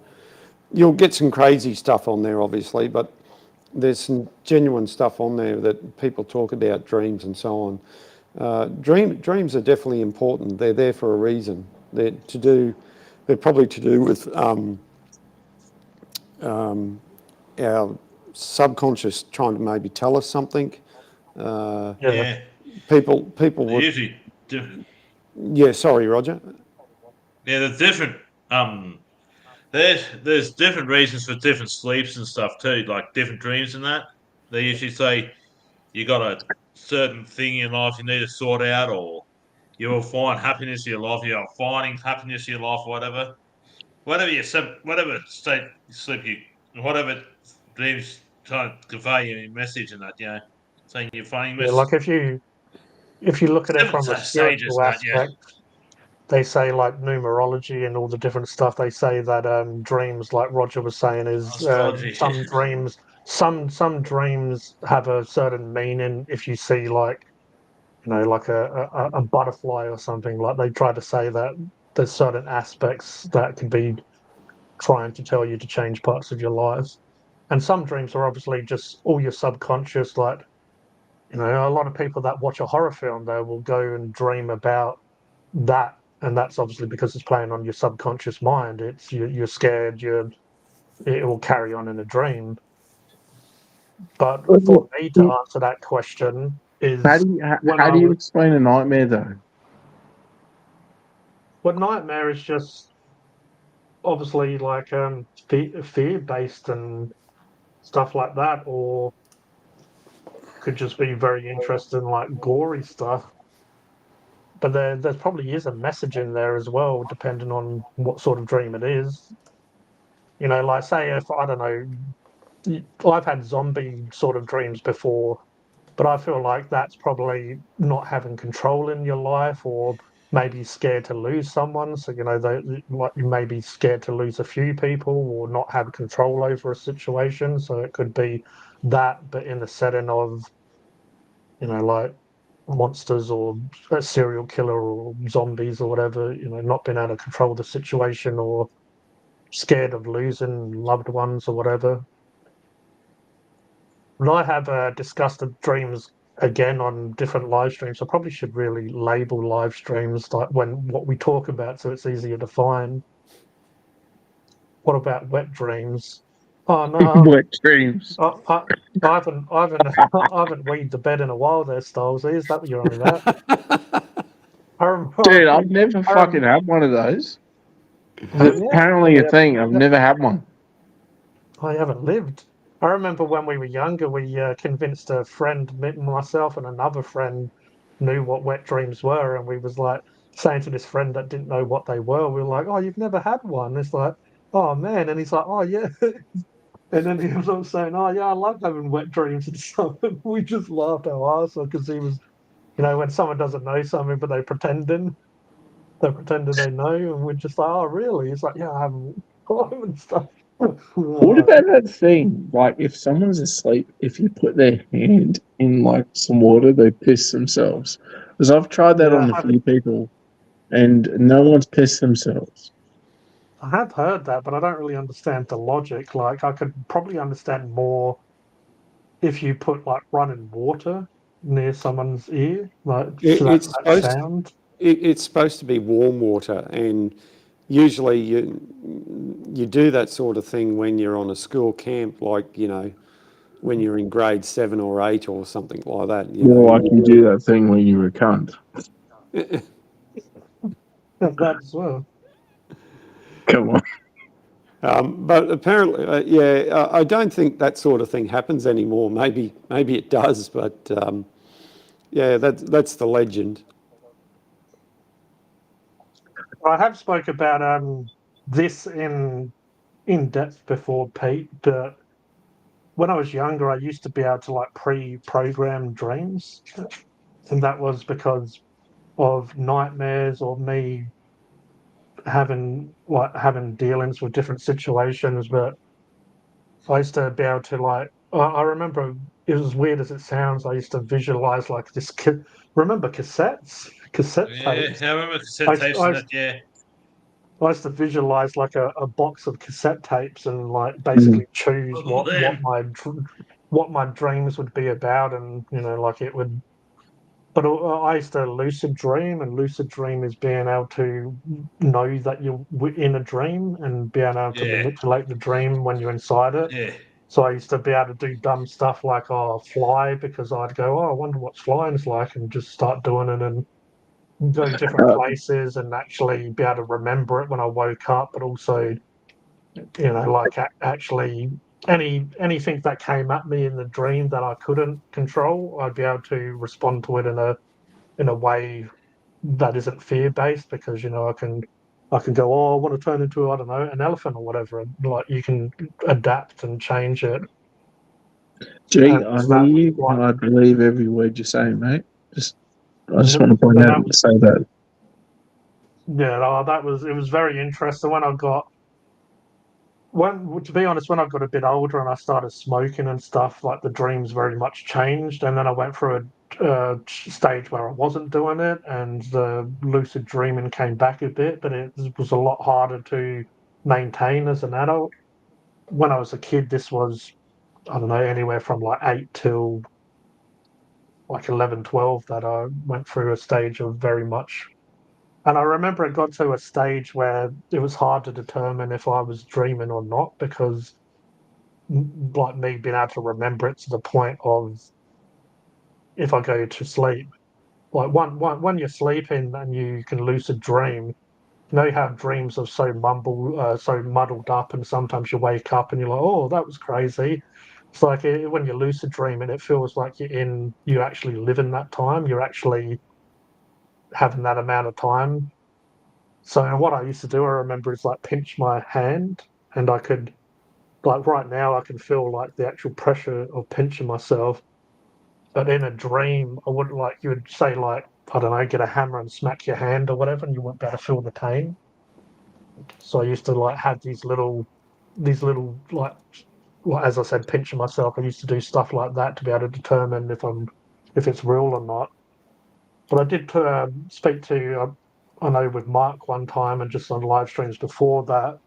I saw these like transparent, but also these like they were glowing like light beams, and I can't really because it's been so long and stuff. I can't determine really if I was dreaming or not when I saw them.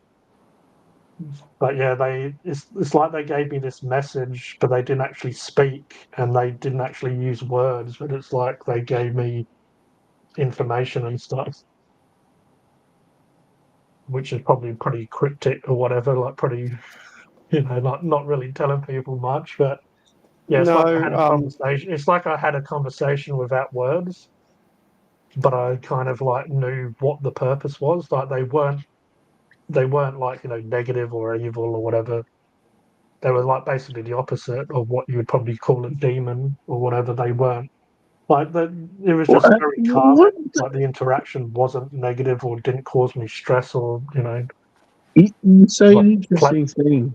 If you don't, sorry to interrupt you, but like, what would make you think you have a demon in your presence? Well, I'd just say probably the opposite of that is it would make me feel uncomfortable. Would make me feel like scared, fear based. It would be like a negative exchange, even if there weren't words, like I mentioned, if there weren't, a physical touch or a verbal communication of such, it would still be a negative experience. Like I'd come away from that and be like, that was fucking shit. Like, like Mm, I, I feel terrible. Like I never want that to happen again. But it's all of that is the opposite of what I felt. yeah. No worries, Mark.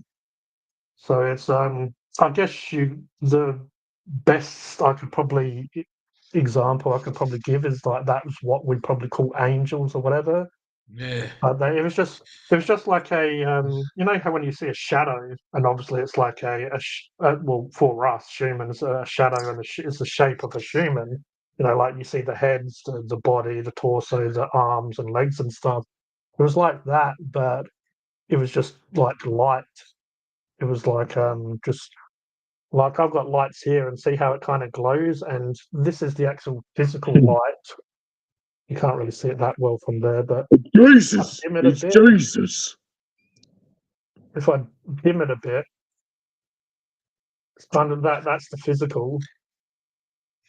But then you got like the actual light pulsating from the actual solid object. It was kind of like that. So the solid object was the shape of a person, but then it still had this like light that was glowing from it. And the color it was actually more of this sort of color. So I have different colors. That's like a cool light. That's a very warm, and it's like in between where it's not too warm, not too cold. Like it had a slight yellow tinge to it.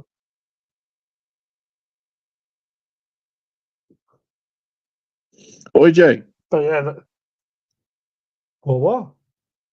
Um, can I tell you a story? Yeah, go for it. All right, so I'll give you two stories.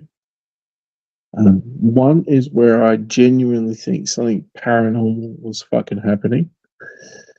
Anyway, a place I used to live in, I was just chilling out in my room. I mean, I was asleep. I was asleep. It is weird to say I'm chilling out. But yes, I was aware of myself. Um, I was having this dream where something was coming towards my room, and it would flash back to looking at me in my bed, and then it would go back to whatever the fuck it was coming towards my room.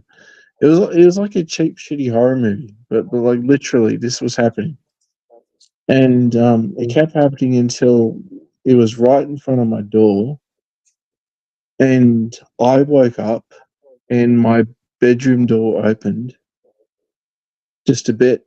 It opened, And yeah, I was actually awake a little bit before that happened. I was actually looking at my door because I felt like something was coming near my room, and it opened. My door opened. And I can't remember. I can't remember the next story. It's just fucking lost my mind. But yeah, some weird shit has happened to me in life.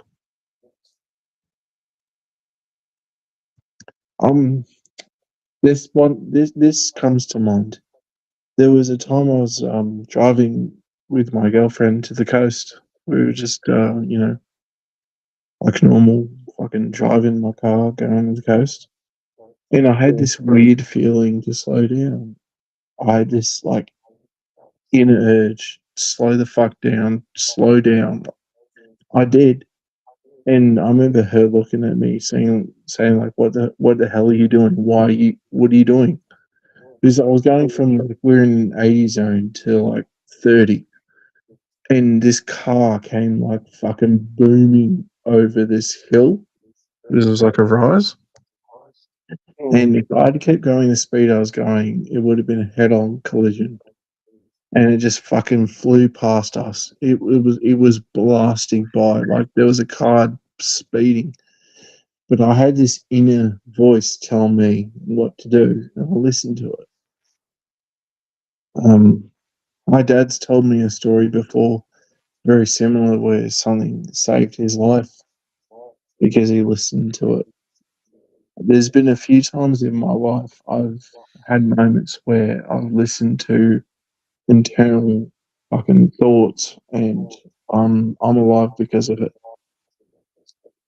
I my, I don't know what what to you explain. I don't know what I literally do not know how to sum that up. But I've had moments in my life where it's like I've felt to do something. Like I said, where you're in an 80, 100 zone.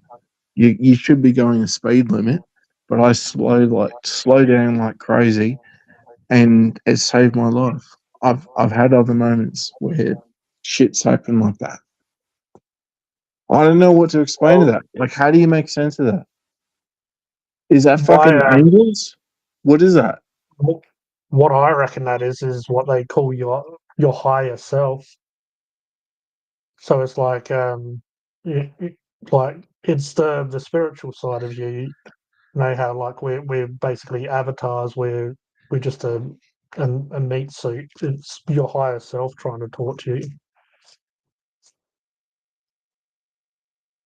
So if you look into your higher self, it's kind of like I guess your it's like your soul is separated from your brain, and your brain is controlling you and the way all the stuff that's in your head. But then sometimes like the soul or the higher self steps in to Yeah. help you. So I, if you look into a higher self, you might find some answers. It's like like it's basically intuition. Your it's your intuition as well, like your gut feeling. There's like a lot of ways. There's less spiritual ways of explaining it, or there's like more spiritual ways of explaining it. But yeah, the there doesn't need to be more non-spiritual spiritual way ways. would I think you summed it up pretty good, man. yeah. When Well, you said it feels if like your you're soul is different from your body, that that feels right. yeah, so like your brain. If you was with your girlfriend or different, like there's a lot of outside stuff happening to you. Like if you're driving as well, you're distracted by driving, what you're doing with your hands, what you're doing around you, the person next to you, all of that stuff. So you're very much distracted, or you're preoccupied, and your brain is obviously working overtime by taking all of that information in and doing what Yeah. the brain does, telling your body how to move and all that. But then, Gee, like your higher self or your spiritual self is like slow down, or And it could be, when I've heard other people talk about this sort of stuff, it is very simple stuff. Like they say, like an inner voice, like you can't really hear the voice, but something tells you, you get this information very quickly, like slow down, or don't do that, or don't go there, don't go in there, whatever it may be. And then you do what you say, as you mentioned, like as weird as it is to other people, like, why are you doing this? And then all of a sudden the light bulb goes off, like click, and it goes off, and then you realize why you did why you followed that information, why you why you was told that. Because yeah, as you said, all of a sudden you see a car or the situation will happen, and you go, oh fuck, if I didn't listen to myself or that inner voice, then it would have been like, game over. Have you ever had a moment like that in your life, Jay, where like something weird, like you listen to your inner yourself and avoid something happening?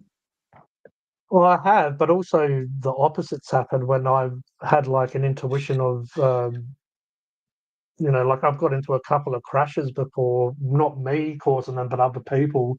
And I just got that really bad feeling of something's bad is going to happen. And then all of a sudden it does. And sometimes you can't really control the situation, like say if you're not driving or whatever, you can't really control that situation. You can't stop it from happening, but you still get that. I believe as well, another word is precognition Mm. for it. I'm trying to, because when I said intuition, I'm pretty sure precognition is another way of explaining it. Because I used to look into a lot of this stuff and had books and stuff that I used to read of it.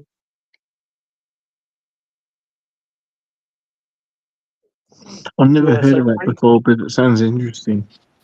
so precognition is foreknowledge of an event, especially as a Yeah. form of extrasensory perception. Ecosystem perception, yeah. ESP, yeah. Can I ask a question of Mark? Like, can I?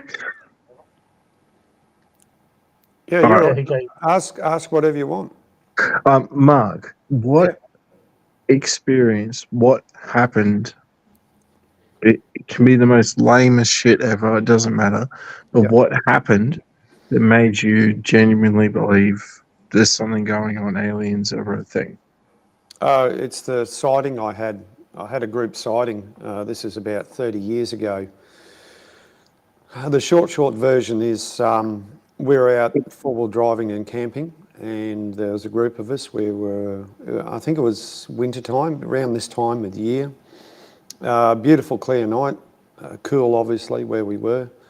Had a fire going, all that sort of stuff, and there was a range of us there, different ages. And this particular night, it was a full moon. And as the moon rose up, we could see this object, what we perceived as following the moon. I remember it as one object. However, my friend remembers it as several objects. Now, the equipment we had at the time was a large video camera that went on your shoulder, which took a VHS tape.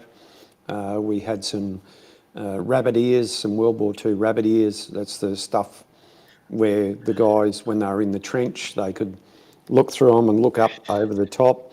Yeah. And I just forget what else we had. Standard sort of cameras at the time. Quick question. Where were you in Australia? We're just west of Brisbane, around Ipswich area. Okay. I know where Ipswich is, yeah. Yeah. I used to live in Queensland. And excuse me.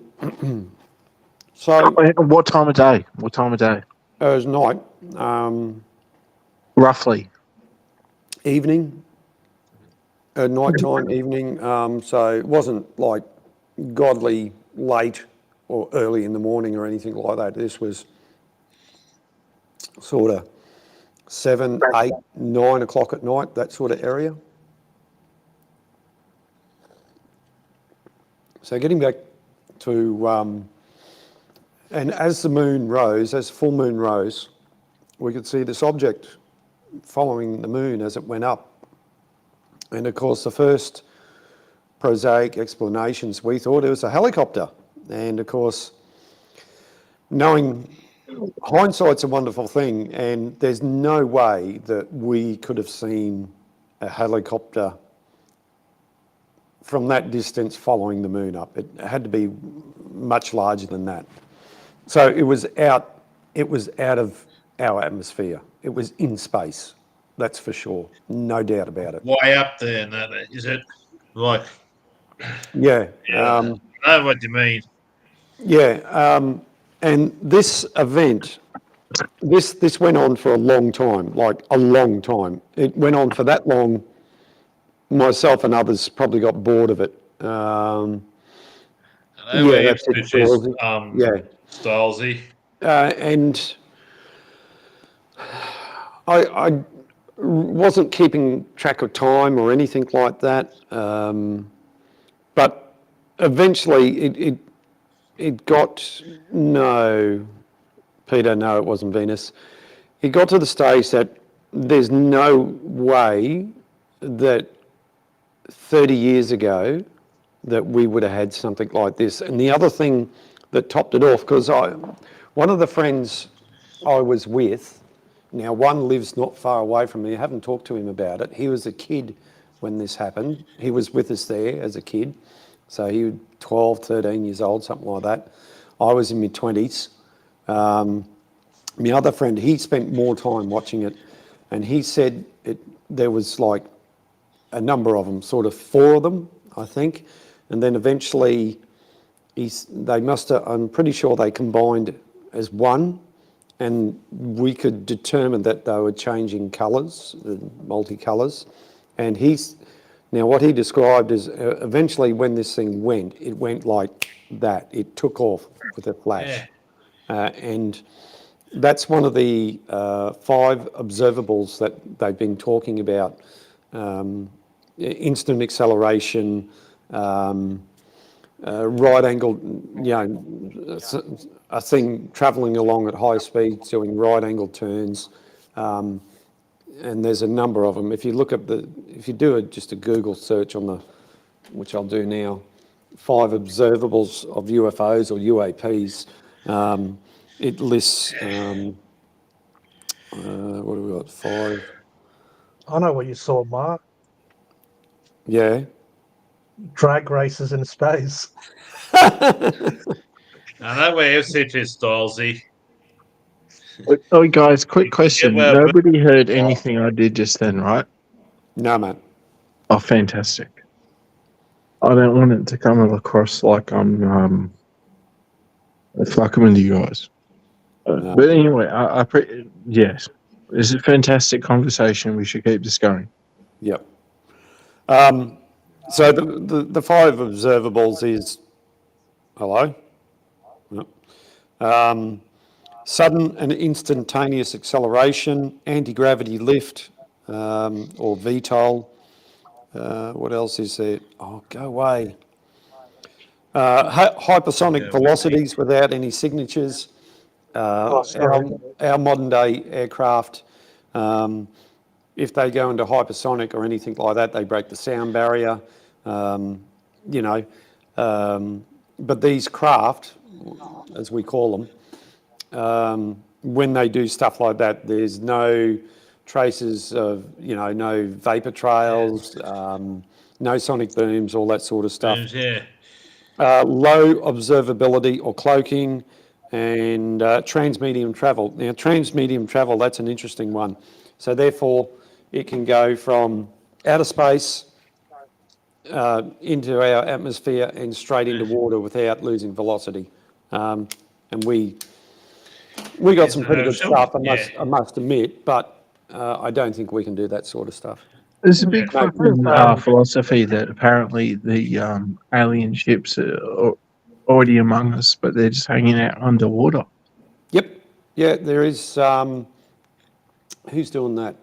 Richard Dolan. He's a UFO researcher. Stephen Charinator. Hey, Charinator. Richard Dolan is doing a good book on USOs. Preston Dennett, he's an American researcher. I think he's touched on UFOs. He's got a good YouTube channel. Have a look at his stuff.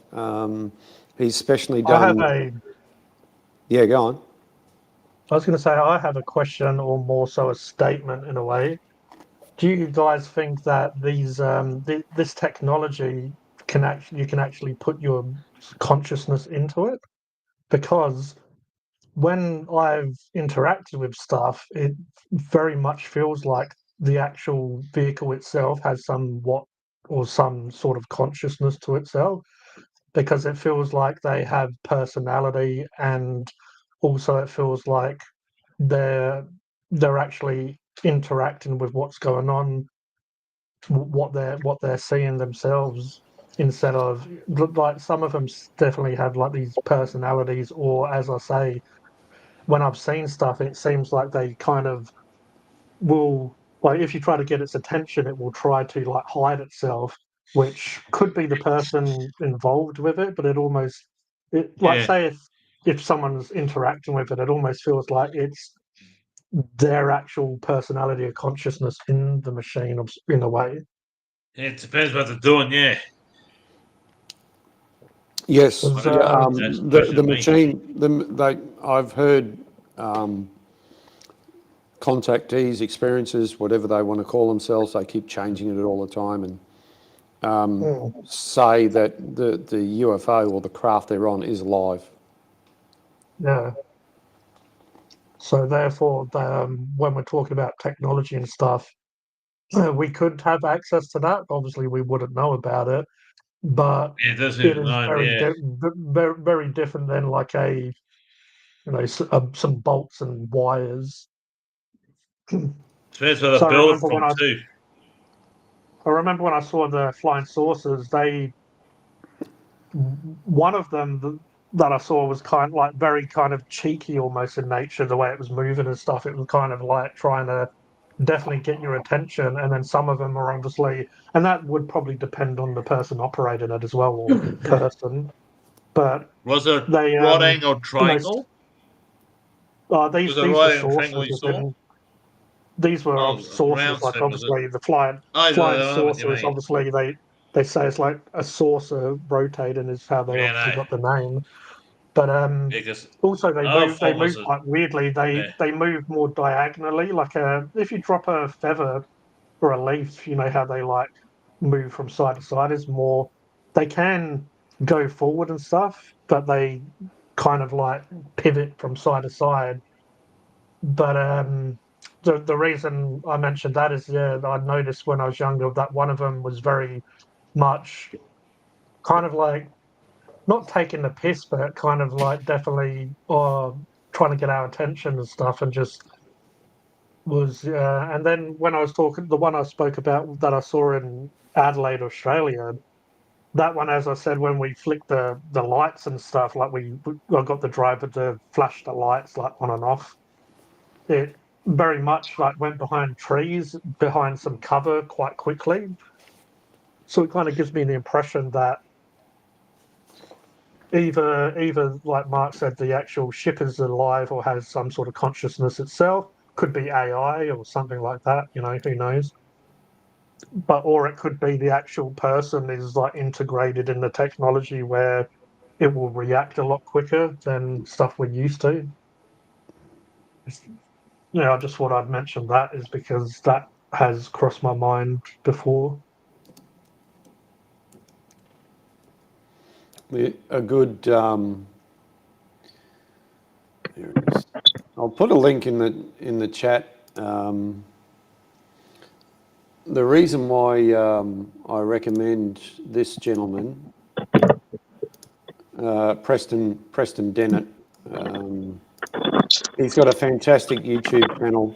He puts a video out every week. Lately, or for pretty consistently now, he's talked about humanoids, the different types of humanoids that have been reported.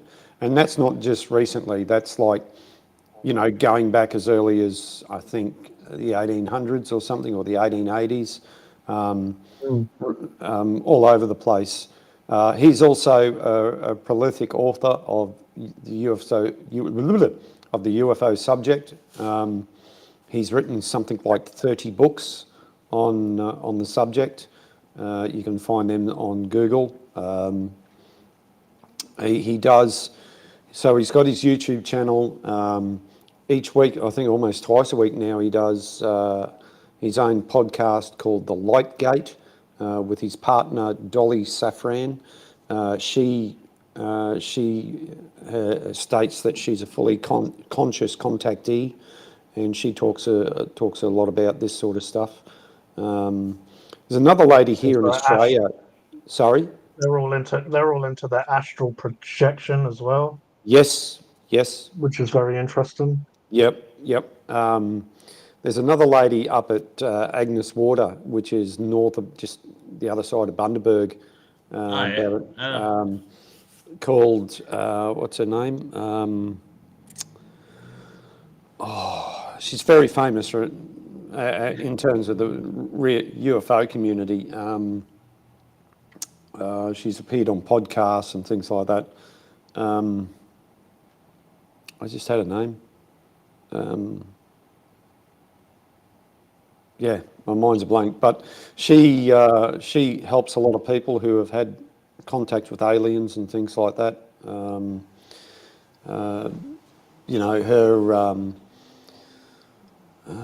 She has an interesting story. There's another lady down in Sydney or Newcastle.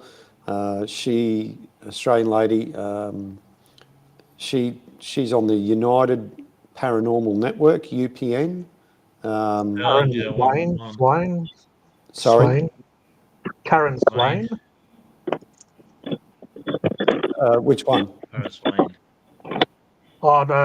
I'm pretty sure the Australian woman was called Karen Swain. Is that the one in Sydney or Newcastle? I'm just going through his live streams now, and she looks familiar as one of the Australian ladies. Yeah, there's a couple here. They're just ones I've seen in interviews with. Yeah.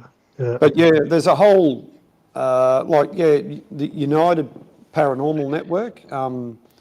You can probably find that on Spreaker or just type in United Paranormal Network. You'll find probably find all their links to their podcasts or live radio or something like that. It's there's definitely, if you want to go down a particular subject, to try and help answer some questions,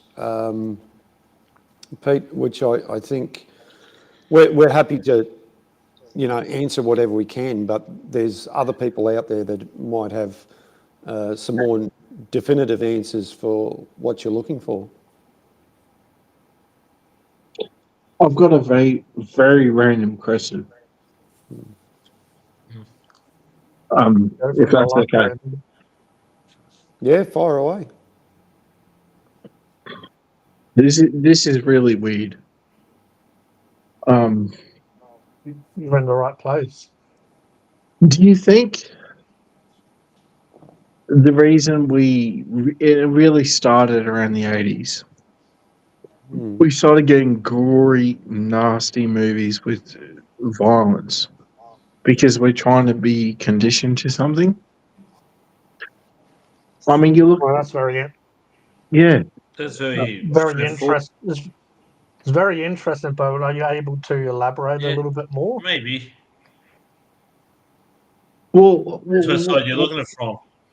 Well, all I mean is like, are we supposed to be seeing stupid shit because maybe we should be okay with something? Are you talking like referring to like gore and stuff, like violent as in violent to the point of like well, yeah, I mean, and yeah. Look, a lot of people think it's an okay movie, but you look at a movie like Terrifier, it's pretty fucked up. what comes to mind for me is, you know, how obviously war's pushed and shoved down our throats is probably to like make that seem a little bit more normal. You know how like on news networks and stuff these days they're starting to actually show like, you know, wars in Syria or whatever, and they'll Yeah. actually show bombs and children being hurt and all of that. It's probably to like, you know, like make us more used to that Maybe. That's what I mean. where That's we're what I not mean. Like, are we Yeah. being conditioned to be like desensitized? Oh, to yeah, think that's definitely. to think that's normal Maybe. because, you know, if you didn't have so much violent and decapitation and stuff in films, then if you saw that happen in real life, you wouldn't really stand for it. You would be like, this isn't normal. This isn't on. Like, this shouldn't be happening. But if you're bloody seeing, you know, latest Arnold Schwarzenegger film, and then all of a sudden you see war happening in real life, and they're kind of jamming it down our throats, it's like you're not going to really react as shocked about it because you've just seen it all in a film. And taking into account how nasty we are as a human species, do you think maybe that's why fucking aliens don't want a bar of us? Because we are pretty Well, fucking feral. Well, that, or also plot twist. What if the aliens are the ones that are forcing us or manipulating us to do that? What What, if to what fucking if fuck what if each other up? what, well, Yeah, this is it. what if Yeah, right. humans? You know, what if we're the peaceful race Yeah. and we've been forced, manipulated, you know, poked and prodded, maybe even Yeah, anal probed, prod. you know. Yeah. But you know, like, what if we've been pushed and you know, Conditioned. like what you're saying about us being conditioned to through media, Hollywood and stuff. What if through, you know, history we've been manipulated to be what we're like now No, you by might not be other? wrong because you look at history, there's only like 4, 5, 6, 7, 8, 9 people who really stand out as people who've influenced what's happened. I mean, look at fucking Hitler. He was somebody that stood out in his generation of time. He was What trying to if do his best No, try Stalin. by That did Germany, that too but well. my God, that went bad. what And always So gets me about Stalin. Hitler though is everyone blames the one guy, where one guy can't do all of that. Right.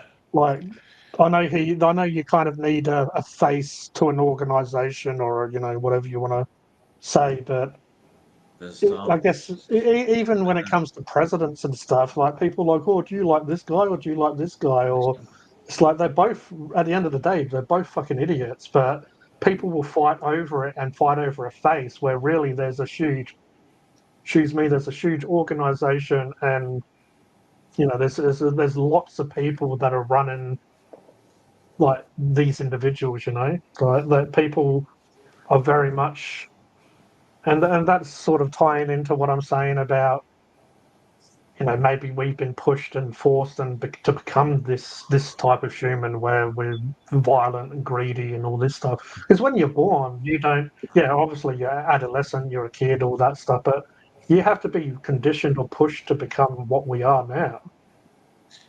Like Poetry there's theory. a lot of there's a lot of, you know, in between to become greedy and, you know, interested in violent or being, you know, a bit terrible person. But then also, I was going to Yes. say, you look back in history, there's always been these deities or these entities that have always been there. You know, you can look into Anunnaki, and I've mentioned before that archons are a negative energy based spiritual sort of being that isn't necessarily physical but can manipulate humans. So there's so archons. I'm new to this. What's an archon? So I believe it's the Gnostic term of this deity, and it's archon. Then, if you go down into more Islamic religions, it's jinn, is what they call it, which is Jinn, like yeah. depicted in pop Yeah, the culture and gin, yeah. stuff as genies. Because yeah, And then Islamic people, yeah. if you get into more like the Christianic, Catholic sort of stuff, it's demons. But and they say obviously like rituals and stuff like that can like you can provoke and bring these deities either into you or into existence, or like all that stuff. So, and if you want to get into really deep, what I was saying about how you said humans are being desensitized, and maybe it's these Sort of. deities that It's a are generational maybe thing. it's maybe it's these deities over all these years that have been manipulating us to, like, because they feed off negative energy. That's kind of like their life. That's their life's source of life, or Yeah. their life force. Yeah. And like humans, really, if you feel positive, like, yeah, there's so much I guess I'm trying to say, but they feed off negative energy, so they need us to, like, like you were saying about, they need us to see all of this stuff as normal, because then it's just a part of us. But they're feeding off war, and they're feeding off all this poverty and people dying and just everyone not having a very good time. And I don't feel like that's what really humans are. Like, as I said, I feel like there's more going on than we realize, because it's not normal to be, it's not normal for us to see. And then race comes into it, like, oh, you're different than me, and just therefore it's like, it should have been normal to kill kids and to, like, rape or hurt women or kill them, and that happens in war. All the stuff that is happening all the time. It's not what humans are about, really, and there's a lot more going on than we're told, really. I'm pretty sure when fucking war happens, being polite and doing the right thing goes right out the goddamn door. Mm-hmm. Humans become the worst of the fucking worst that we're capable of. And we're allowed to actually be as shitty as we can be because of war. And I'm not necessarily blaming people, because I'm sure when push comes to shove, that in those situations, you would do stuff outside your character, or But that's what I mean. I mean, like, we are fucking horrible. We have done so many horrible, disgusting things to each other. I'm pretty sure aliens might look at us and think, I don't want to fucking borrow this shit. Maybe How maybe would they you know? looked at us and they thought, fuck, these guys are these And guys are bad. Speaking of aliens, And- we've got an alien right here. No. Cody, How, What's up, guys? You've been to the Hello. spaceport again, Cody. You got some more stocked up on some more Pepsi. Yeah, I've got some more Pepsi this week, so I'm all stocked up. Yep. the Pep Meister. The Pep Meister is here. Hell yes. How you going, Cody? How are you doing, mate? Oh yeah, I'm doing. How did Cody? Yeah, I'm doing better. Crows won tonight, so I'm pretty happy about that. a nice one, man. There's Hell yes. Peter, actually, not Pete on stream with us, but Peter actually said a very good quote here: "For evil to take hold, good men need just look away." Pretty And much. that I feel like is a huge problem we have. It's like, and we've talked about it quite in depth now, that whole, what that saying means. Well, there's too many of us that will just not, like, we'll just be distracted on many ways. You could Again, apply that to so many things. Yeah, like, you can't blame people as well, because people have bills to pay, lives to live, and stuff. But That's right. also that I tell you, that stuff is there to distract us as well, to make it hard for us to bloody. What is money at the end of the day? Like numbers or paper, or if They interpret it as. if you want to go down this rabbit hole, I would seriously suggest you go watch the latest episode of the Y-Files. He's titled it "The Dark Side of DARPA," which is the defence research thing in America. Just go watch that video. It'll make your head spin. Hey Mark, can I ask you a question, please? Yeah, mate, go for it. Do you think, and back this up if you do, Do you think aliens are among us? Yes. Yeah, Absolutely. totally. Maybe, yeah. Yep. Depends Sure what do. you need to look out for. Also, I don't have any first-hand experience, but I base that on what I've seen. You can go back through not ancient texts, but people describe having interactions with the tall blonde Nordics. Who else? And there's people. what are Aboriginals called? Because is it Star People is Native Americans? What they call it, or The Aboriginals they are have very like in tune with some Yeah, crazy shit. I think Sky people are called. Sorry, I think Australian Aborigines call them Sky people or Sky gods, one of the two. A lot of Indigenous cultures do have. You can see the paintings on the walls, of the caves and various artwork of. It was like I was mentioning before. If you take away all electronics, technology, there's no lights like street lights and all that stuff. They're just dealing with nature in its pure, form. So of course they're going to be able to notice stuff in the sky or stuff coming into orbit or whatever. Star people here. Yeah. We have been. You're right, Pete. We have been desensitised a lot.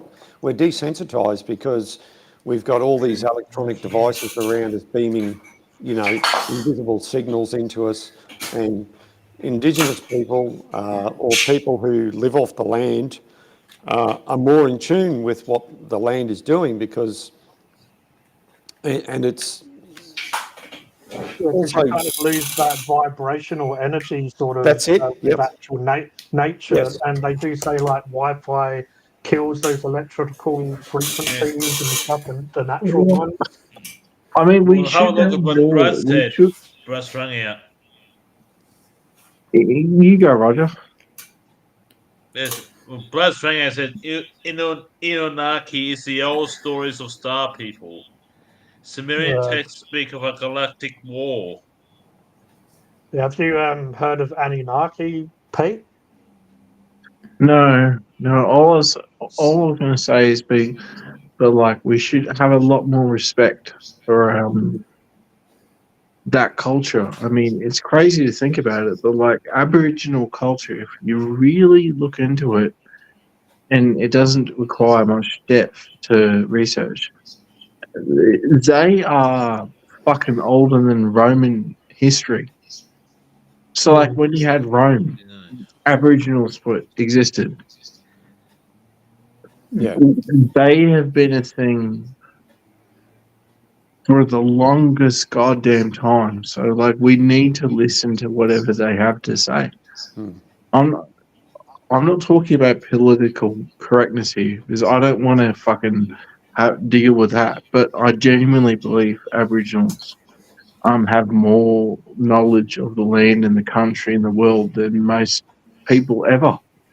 Yeah, not just Aboriginals, but Indigenous cultures from around the world.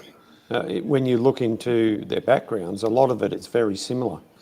You know, it really is amazing when you sit down and start watching some of this. Unfortunately, a lot of us just watch the edited version that we might get on a TV presentation, but when you sit down and listen to people who know this stuff or talk to the Indigenous people themselves about their history and what their ancestors have told them and so on and so forth, it really is amazing. And that goes to lost technologies. We've lost a lot of stuff. Not just not just our sense of nature or sense of being. There has been a lot of stuff that we've lost over the years, over the generations even. But this came into my head a few times, so I'll put it out there right now. Has anyone had any experience or even heard about the Galactic Federation of Light? Well, I've heard about the Galactic Federation because what's his name? Mars. Who is it? Who is it? Hang on, trying to think. It's guy. There's a guy, an Iranian guy or something, came out and said something about the Galactic Federation. And when he said this guy, like, he's right up there, real famous. They all sort of, oh, he's getting old and, you know, he's getting a bit senile and all that sort of stuff. They just wrote it off like as quick as anything. But yeah, that's where I've heard of it. Well, kind of like what Pete was saying before. It's meant to be different. You know, like basically light workers. Palladians is another name for a different, a light-based. You know, like positive beings and. But it's I guess it's like Yes, how we have Greys, different. Pleiadians, Goblins. Yeah, like the Nordics, like Mark Yeah, mentioned, there's the and Nordic. Yeah, that's right. The Nordics. That's what I think of. The you know, like Nordics. the reptoids and stuff. But No, basically, I there's the guess reptilians in the Nordics are two different things. The I know they Nordics are are. the tall, blonde hair Yeah, aliens, and the reptilians are the different species altogether. Seriously, I didn't I'm know so that. fucking drunk right now. All I can hear is G is trying to describe white people. White people are this fucking. They do this. Look, I'm not trying to take the piss. I'm really fucking invested in everything we're talking about. Oh no, that's What fine. I have to throw in a joke or two when I say stuff. But what oh, yeah, just to quickly to explain, finish what I was saying is that you can imagine all of the governments and they're all different races. You know, on this planet, the Galactic Federation of Light is like interspecies or different species, and including humans that are all there's like laws and stuff that you have to all abide by, even though you have somewhat control of your own planets and you know like we can. But yeah, you have to abide by these different rules. So it's kind of like I guess a government, but on a bigger scale, where it's not just this planet.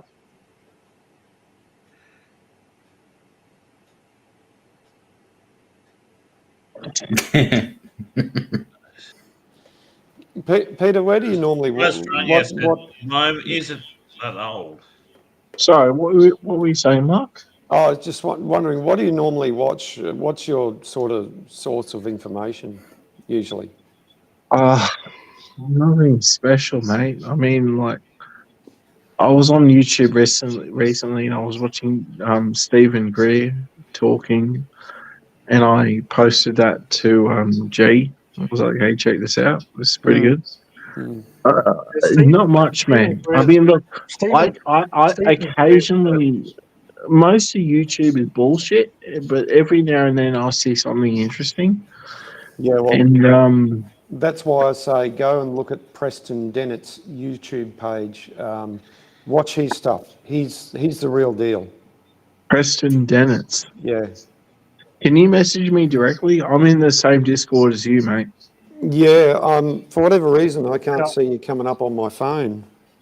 I can share. I'll share his latest video, which was 11 hours ago. I'll share it in the Discord for you, Pete. Yep. Cheers, Taz. I mean, sorry, G.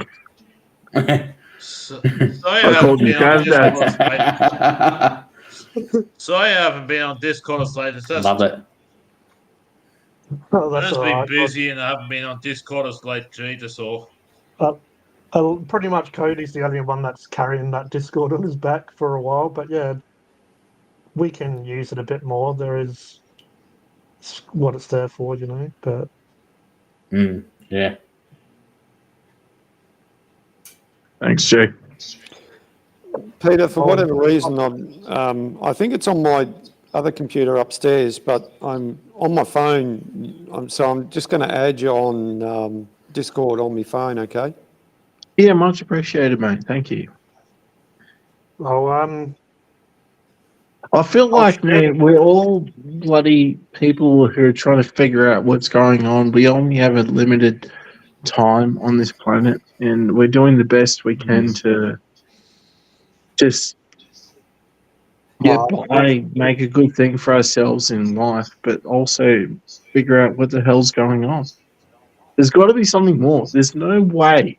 There's no fucking way that, like, we're the only intelligent life when you think about space. It's just insane. You're a fucking idiot if you basically think we're the only thing. It's yeah. insane.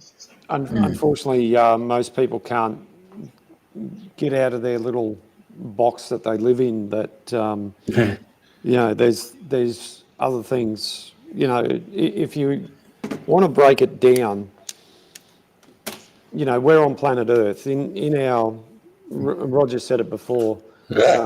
Mate. You know, we've got 9 planets in our solar system or whatever it is, Yeah.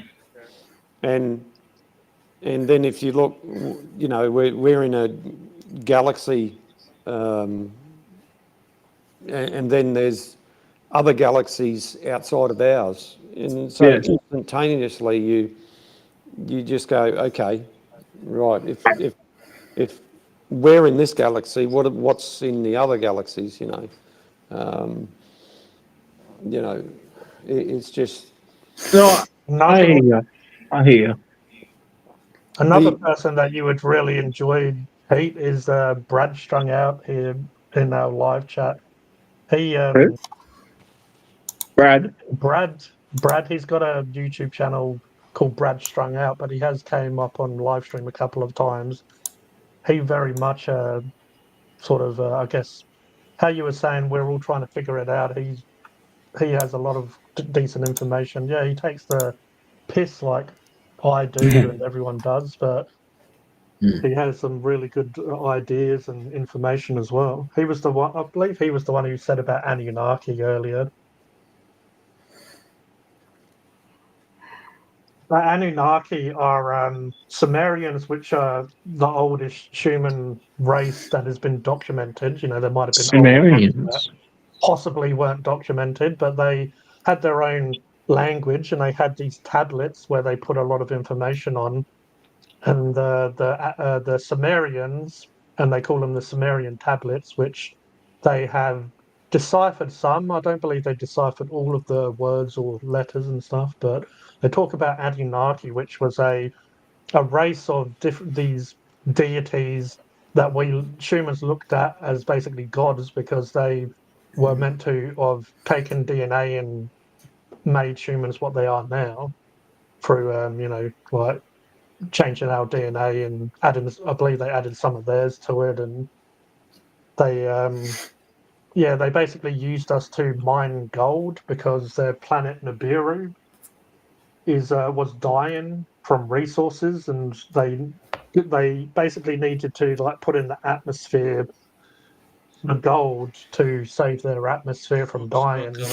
But then they basically they went through that much to obviously save their race and planet that they altered humans to what we are now, or closer to what we are now, and they used us basically as slaves to get the gold from our planet, and obviously, like just you know, hand it over to them. Really, I guess. Boy, That's, Jay, yeah. if you were to be stuck on an alien planet, you can only have one type of food. Would you rather have McDonald's or KFC? Oh, Probably KFC because it's a little bit more healthier with the potatoes. Yeah. Oh, at least with Chelsea, KFC, you have the potato and you have the chips. If you go to Macca's, you just mm. have the chips. You know, I I hope need you know. I'm not. potatoes I more. really am not taking the piss. I genuinely Mm. am interested in everything you guys is talking about. I'm just, I'm just trying to. Eh, Yeah, I'm not taking the piss out of you. Please don't think that. Yeah. Oh, that's so all right, man. As I said, sometimes we throw out a like you know pushing me or Cody. curveball. That's exactly it. where is it? You have to change it up a I bit. just posted in Discord the channel I like to watch, the Y-Files. Go watch. That's their I posted their latest episode. That's going to spin your head. It'll The make your White head spin. Files. The Y-Files. Yeah. Really, it's a really good channel.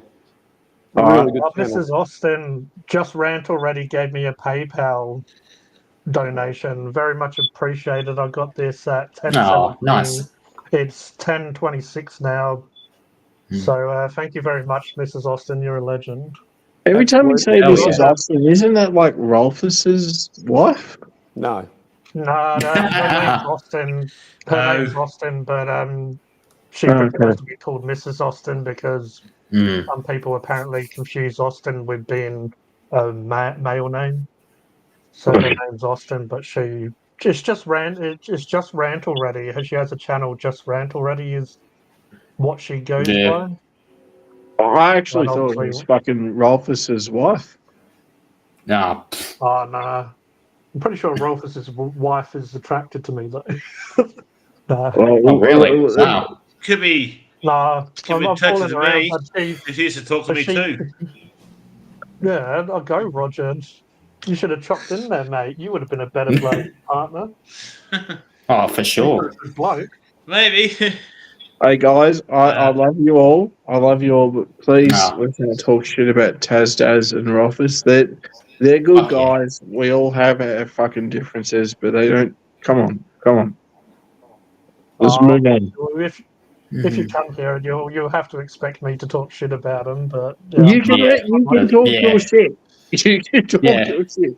I just I don't like it. well, yeah. If you come over to Hypersapien TV, you've got to expect a bit of bullshit. True. And hey, also you have to remember you were the one who brought them up as well. Well, look, I just like those two. They're good blokes, as you guys are. Okay, I am the one that walks between. You guys are all good blokes. You're all good blokes. You just don't like each other, but you're good. You literally are. You're all good blokes. Everyone's We been are, they're quiet. not. Speaking of Mrs. Rolfus, we have a special guest here. Oh, fuck.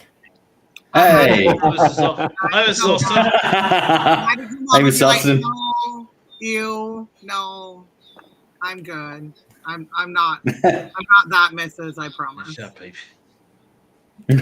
Oh, yeah, just to point it out, did call me Tazdaz once, and you did say, "Is that Mr. Rolfus?" So none of us mentioned those twats, but yeah, moving on. The camera's up here. I'm not looking. I'm looking at the big TV. So I apologize. Yeah. I'll turn the camera off so you don't have to stare at me not looking. Oh, that's Aw. Hey, she sounds American. Mark's also looking into different. No, different she's being places. Canadian. Of course she's mixed. Earlier on, we had Mark looking one way, we had him looking another way, and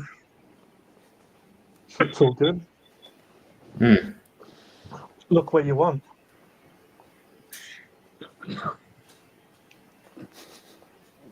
Oi, Mark, your area where you're filming it looks massive, mate.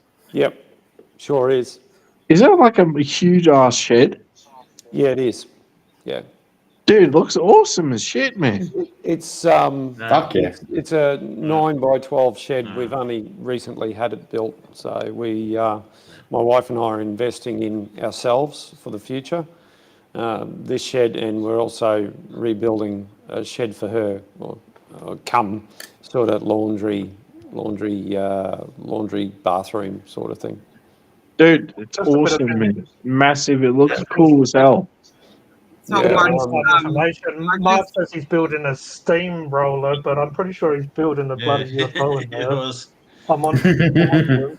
So Got enough space for it. what you can't see over to my left is parts of the steamroller. I've got a forklift, and we've got our 2 cars in here, plus what's behind me, lathe and milling machine, bench grinder, and that's down there. That's on the floor there. That's other parts of the steamroller. So yeah.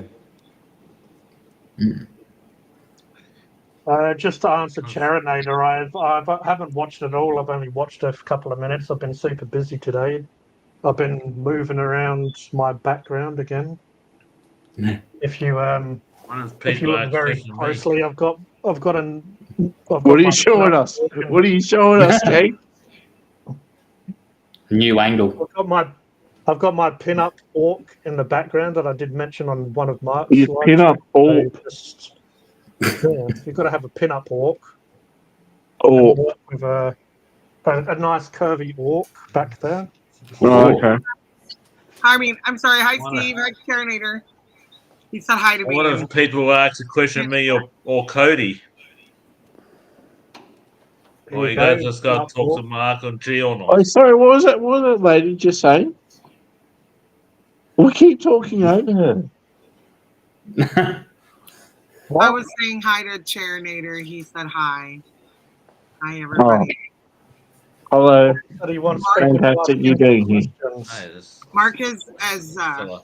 only just solidified my dream of buying a shed the size that he's living in to make my house, or he's in now, to make it my house. So it's the perfect Oh, size nice. to be able to break that down into a tiny home. Hi, Paul. Paul. So that's the other view of the shed. I've just turned one of the cameras around, so I've got a few cameras here. Jesus Christ, that looks like shit. Is that you fucking showing us? What are you showing us?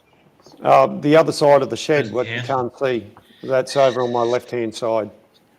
It looks like shit, mate. Looks like Oh. shit. Okay, Easy. maybe my fucking phone is frozen, but like that, what I'm looking at right now on my phone is not impressive. Right, fair enough. But Mike, I believe that you would, your shed's awesome. You show something good. I think it's my phone's fault, not yours. Yeah, fair enough. You should be able to see two vehicles and a bit more of the forklift. I don't see fucking anything. Yeah, righto. Yeah. He's probably got the camera pointed at him. Is it just Probably. me? Am I the only one with the phone issues? Well, we're on our all on computers. I don't want Yeah. Mike thinking it's fucking just me that's talking shit. Yeah, so because I'm on the laptop, I can bring Yeah. up his screen as one, or I can put it away. So Well, come on. yeah. Gee, you can see what I'm saying clearly, right? You probably can see this.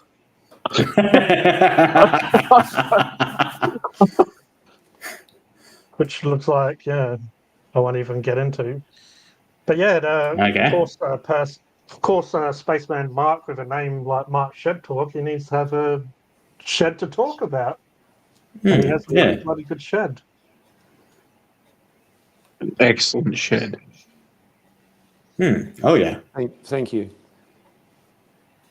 I just got to pay for the bastard now, so. Yeah, that's it. And not to blow too much smoke, but No, it's a fucking awesome looking shed, mate. Mark's channel has definitely grown since I've known him, and he's doing a great job over Oh, there. yeah. Thank you very much, G, for that. You guys have been very supportive of me, and I wouldn't be where I am without your support. I think I'm up to something like 545 or something like that on subscribers. Something like that. I'm surprised how much it's grown by 548. very little. Really? Oh my Yeah. God! Holy shit. I'm sure it wasn't. I'm sure it wasn't that this afternoon. What is it? Unbelievable! What's it No. on? Unbelievable. What's know, that up now, Mark? Beg your pardon? What was you up to now? Sorry, G, I missed that. Well, you said that you didn't. You said, "Oh bloody hell!" Is your channel gone up in subs or? Yeah, tremendously. Miss Austin just said that there before it was 548, and when I looked this Awesome. afternoon, it was. I'm sure it was 545. Oh, dude, I'll happily sub to your channel, mate. Mark, can you send me a thing? Yeah. I'll put it in the Discord. Yeah, 100%, bro. I'll happily sub to your channel, bro. Yeah. Yeah, it's still Also, if you go 548. to if you I'll go to put my Funky channel in Hungry, too. if you Yeah, go to throw it Funky in. Hungry and the Yeah. homepage, if you scroll down on the homepage, I've got basically everyone here, their channels up, and a I know. couple It should more. be. But I have to give a shout out to Roger as well Yeah. for doing an epic live stream the other day. I was feeling pretty crappy, to be honest. I didn't really want to live stream, but Roger having And a I laugh lost with 4 Roger was subscribers. I was 446, then I'd gone down to 442 for some odd reason. Yeah, well, I don't know that's what their Beats problem that's me. a is. bastard. You did a great job, and you definitely cheered me up. We all had a good laugh, and yeah, it definitely made me go from feeling like shit to, Yeah. you know, Are you all right there? hey. Are What's you all got right? half left? I just had to say goodbye to my dog last Wednesday, so this Wednesday is Mm. a week since he's gone. I remember Oh, that. well, you got every right in the world to Yeah. feel that. And Yeah. because he was with me all the time, and just we had a very good and close relationship, and he wasn't doing the best for a few weeks, so I kind of didn't do live streams here and there. You know, there was sometimes I wouldn't do a live stream, so this is my first live stream back since probably a couple of weeks. And Roger, Good on you, mate. Good on you, mate. Yeah. yeah, cheers. And Roger did almost 4 hours by himself because Bloody hell. he wanted to. Not He too. wanted to take that. He wanted to Well, do what we normally do here, but yeah, Dude, I did actually, gee. all of us really appreciate your company. So I'm glad you came online, even though you're feeling fucking down. Thank you. Yeah, we really appreciate your company, mate. I did axe. wasn't like basically. I talked to Mark and Roger and stuff quite a bit outside of this, and Mrs. Austin as well, and they all knew before it happened because I mentioned that he's not doing well, so my dog, and so they kind of knew that I wasn't in the best place, and it's definitely helped me just having their support and kind words and stuff. Like one, I was just trying to keep busy, but when it came up to the week last Wednesday or this Wednesday that just went, it was quite difficult, and the Thursday Friday wasn't, which was only I guess a couple of days ago, wasn't the best. Like it was just like it's kicked me in my depression a fair bit, but keeping busy as well. It's like that's why today, like Cherinator said, did I watch his live stream? It's like today was the first day that I was kind of motivated enough. I've been, even when Soul was still around, I've kind of wanted to move my live stream area a little bit more. So today was just tidying up, moving stuff around, all that stuff. But Hey, mate, it's all good. It's all good. Trust me, it's all good. But yeah, I I did decided actually. I was going to do a live stream and also catch up with all these lovely people, and just they've been really supportive. And I just wanted to, as I said, I wasn't going to mention it on my YouTube channels, but I ended up deciding like the day after to. I did mention it to Cody because he was talking to me on Discord. I mentioned it to him, and I decided to let everyone know on my different YouTube channels so they knew if I was taking a bit of a break, that's why. And yeah, Styles is saying it's the first live stream since the 8th of the 6th, 2024. So yeah, here I am back. And the best thing really for me to do is try to keep busy. But yeah, I definitely miss him, and I definitely. So Well, actually, last weekend, are you doing a live stream tonight? And you said you didn't feel like it, and says you want me to do a live stream. Since you're not doing one, he said, "Can if you want." So I decided to do one, and did for 3 hours, 49 minutes, and 30 odd seconds. And I remember I was nervous on my Roger, own, and oh no, you did a my good job, anxiety sort really, of went through the really good. roof. If it did suffer I from remember I anxiety said issues, to and I said to Roger, I Anxiety. might not see him on the live stream, but I just popped on to have a chat, and before I know it, we was having a good old talk. So it's just how it is. Thank you, Cody. Appreciate it, man. Yeah. No And problem, Yeah, Jim. I do have some different stuff of Soul that I'll share eventually. I shared on my Facebook, so some of these people saw it. We did some artwork the day before I said goodbye to him. So on some canvas, I did some artwork with him. Obviously, he's been on my mind non-stop, so he'll always be there. But yeah, it's I've shared videos over time. I mean, I've even got, I believe, one video on here where he was listening to opera Oh, music, yeah. and he was like reacting to it. So, yeah, but Tell me, mate, are you going to get a dog or a cat next? I would be a dog. I don't mind cats at all, but yeah, just there's Cats can be cool, mate. They're expensive, but if you get a ragdoll, they're really good. yeah.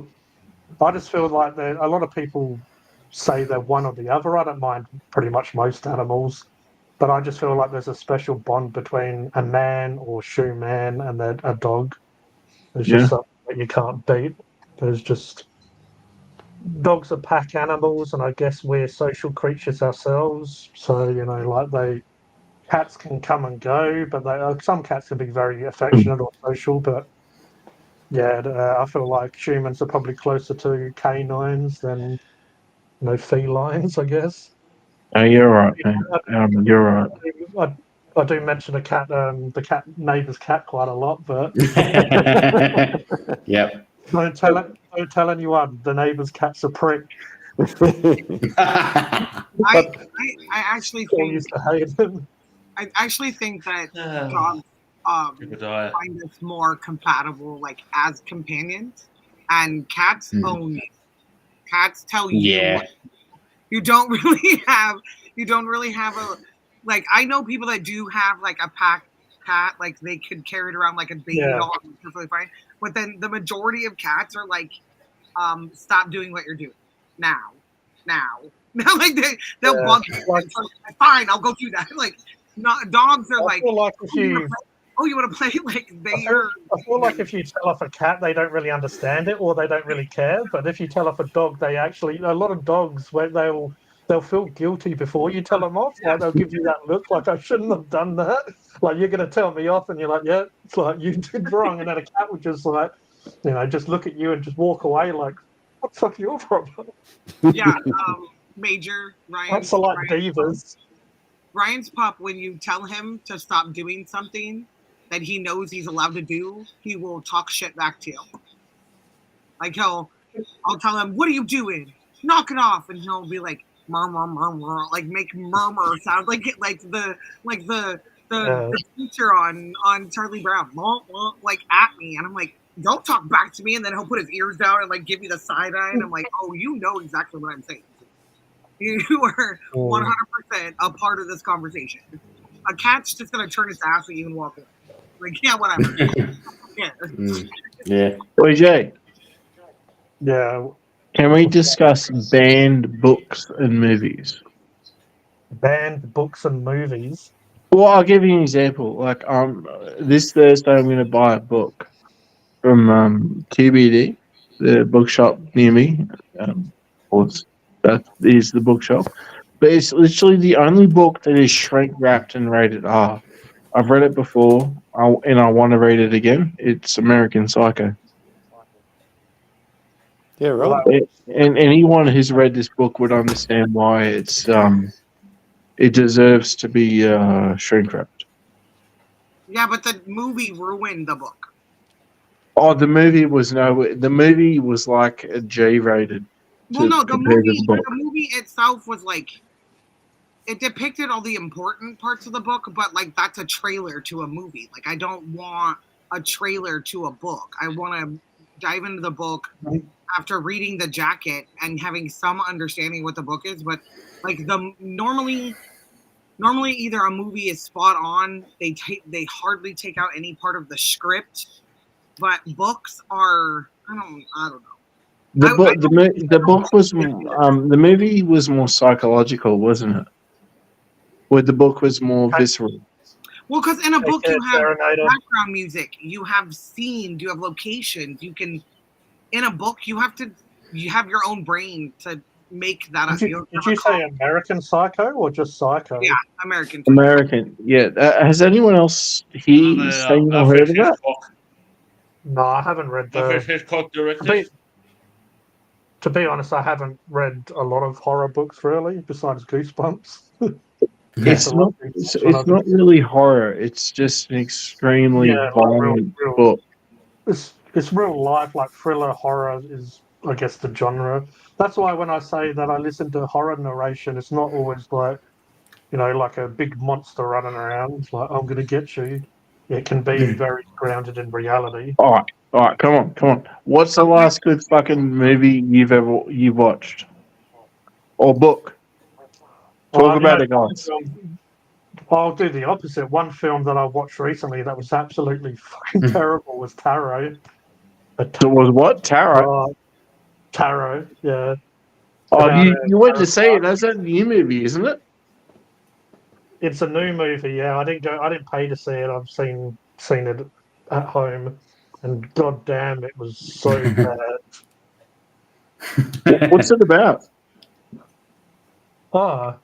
The name says it all. Tarot, but it's basically kind of like Final Destination, but with tarot cards, and their readings become reality. But it was just, I was watching it, and I'm like, these people get fucking paid for this. Like, Jesus. It was so hard to like watch it. I'm glad I didn't pay to see it. I've actually read that book like 10 times, but I've actually listened to the audiobook like 20 times because I enjoy a book that I can get lost in, like watching my favorite TV show over and over. That's the extreme autistic part of me. Is like I get way too comfortable with characters. I get way too comfortable with, like, it's not like, oh, they're my friends. It's like they're a project. Like they're like an ant farm. That's how I feel about watching TV. Like they do something interesting and different every time, and just watching patterns. That book, it is like I could be listening to the audio or reading the book, and there's something going on within me, or within like a power struggle with someone else, or one of my kids, and I will read that, and it gives me a whole different perspective on why I care about the outside world, and how me caring affects me more than the people actually paying attention.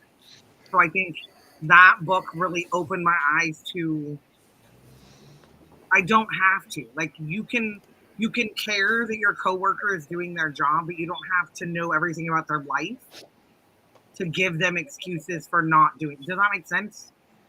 Like, you don't have to intertwine yourself in all of the things that are around you, especially when it comes to people who you're just never going to win over. You're never going to, and every time you try to turn the other cheek type situation, they give you a whole nother reason to just be like, go away. It definitely gave me a calmer sense of, I only have to spend a minute part of my time. We were talking about short-lived. The world it's not going to last forever. Our lives are not going to last forever. There comes an end of, final chapter. Knowing that I don't want to hold animosity towards people that didn't help me be a better person. Trying to just, and then sit with that. Because it's sad. It's sad that there's people out there in the world that are just like, I just want to watch you fail. And I don't want to be sad, or they're sad. they are so sad. They don't want other people to succeed. So instead of being like, that makes me sad. That makes me really sad that person, I just stopped doing that after listening to this book and an audiobook over and over and over again. It's like we in America have this app where if you call them, they will cheer you on. They're total strangers. But it just made me think in my mind, you can pay anyone to do anything. You could throw cash at someone, and it doesn't hurt nor help. You know what I mean? Does that make sense? Like you can have a complete stranger in the store be like, that was rude what that person has said to you, and it could change your whole day. You'd be like, wow, I have humanity. Humanity isn't lost. And then you could see something that has nothing to do with you and just be witness to it, and it could wreck your day. So reading that book was like What having book were we talking about? red colored glasses, but living in a bubble.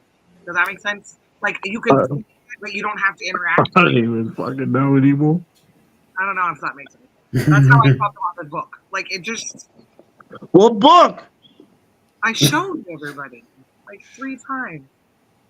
The subtle art of not giving a fuck. I don't think Pete can see his screen properly. No, I can see it. I can see it. I've never read it. But at the end of the day, do you really need to not? Do you need to read a book to not care about what other people think? When you're soon to be a psychology major, yeah, kinda. Not really. No, you don't need to fucking care about what people think on any level, ever. I can understand what Mrs. Austin is saying. There's if you want to learn about people's behaviour, obviously there's people that have wrote books about that stuff. You can observe and work it out yourself, but it's good to What I see love most someone about the else's book is that perspective. he uses movie. Like right now, I just saw the part about boundaries, and he's laying out the story of Romeo and Juliet without saying Romeo and Juliet. Does that make sense? Like we were talking about earlier, like what's your best, worst movie or book or whatever you were asking? Like for me, the most memorable movies are the ones that make me they're not the ones that are like, what the hell did I just watch? No, you know what I mean? Like not like how you feel about tarot. The movies that make me feel like are the movies I walk in and I'm like, why did I just spend 2 hours watching something that's like the storyline's been played over so many times? It's just, Tarot was so cringy. It was like Scary Movie, but without the funny jokes attached. Like it was just like, oh man, like it was the cringiness without having a punchline or a joke. But I found it a joke because it was just so bad. But a film I watched recently that I actually really enjoyed was The Dry. Has Eric Bana. It's an Australian film, and he's like a detective. He's a detective, and he has to. I actually watched the second one recently as well because they just recently brought out a second, which was all right, but I found the first one a lot more engaging. Oh, I know what movie you're talking about. Yeah, it's got Eric Bana. He's a detective, and he's hunts serial killers or just goes into obviously tries to work out a crime, tries to obviously detect and work out what happened. But yeah, it was a good Aussie film. It was it was very well done. It was interesting. The actors did a good job. I thoroughly enjoyed it. The second one wasn't quite as good I feel like the story wasn't quite as good, but it was still I still enjoyed the second one. The first one though, I definitely would rate and recommend. The latest movie I've watched was one on Netflix with Jennifer Lopez in it called Atlas. That was a really good movie, actually. It's a bit of a combination of, I suppose you could say, Avatar and a couple other movies, but it's dealing with AI. And right. it really was a good movie. I really enjoyed it, and Jennifer Lopez played an absolute good role in it. And it's I'd recommend it to anyone. Pete, were you talking about The Conjuring before? No, but I find The Conjuring interesting, and I watched a documentary recently about the Warrens, and it's quite fascinating because the movies are not very accurate to what actually happened in real life. Yeah. The reason why I do mention it because this lady I've seen in interviews, Dr. Diana Walsh-Pasolka, is a professor of religious studies at the University of North Carolina, Wilmington. She writes and teaches about the history of Catholic tradition and new religious movements, particularly as they intersect with digital technologies. Her published work on topics as varied as the Catholic doctrine of purgatory to UFOs to human potentials has received international acclaim. Now, further, and she was. She consults for movies and television productions, and she was the chief religious consultant for the movie The Conjuring, and various other programs on Netflix and so on. You can see her work. She's done interviews or podcasts on various things. An interesting lady, to say the least. Okay. You'll have to put her name in the chat or something, Mark. I wouldn't mind looking into her. But everyone knows who directed Conjuring, right? Yeah, no, I'll James absolutely Wan. look into this. Thank James you. James Hmm. James Wan, and he was the person who came up with the original Saw as well.